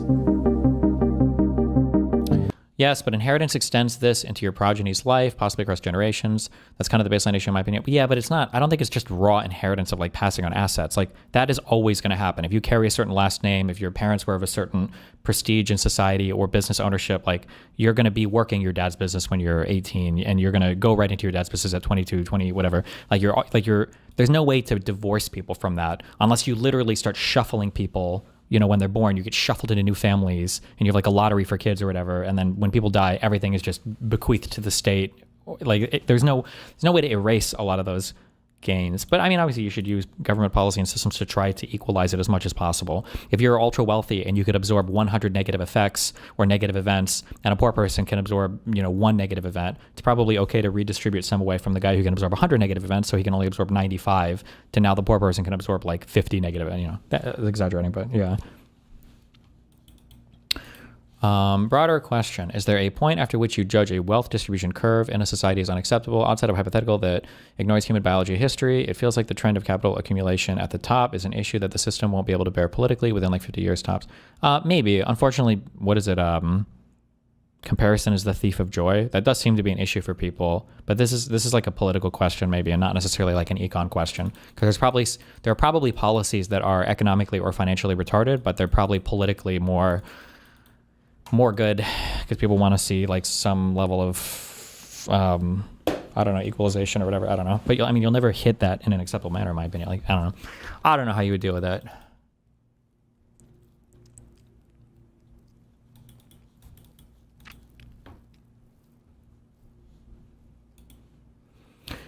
My perception at least is that investment capital feels like exponential growth that sustains itself without much input. Other more fair examples mentioned feel kind of linear. Maybe. I don't know, though. I don't know if that's true. If you take an ordinary fat person, and then you take another person who's like worked out their whole life, and then you say, okay, I want you to get fat and try to lose the weight, the person can probably do that fairly easily.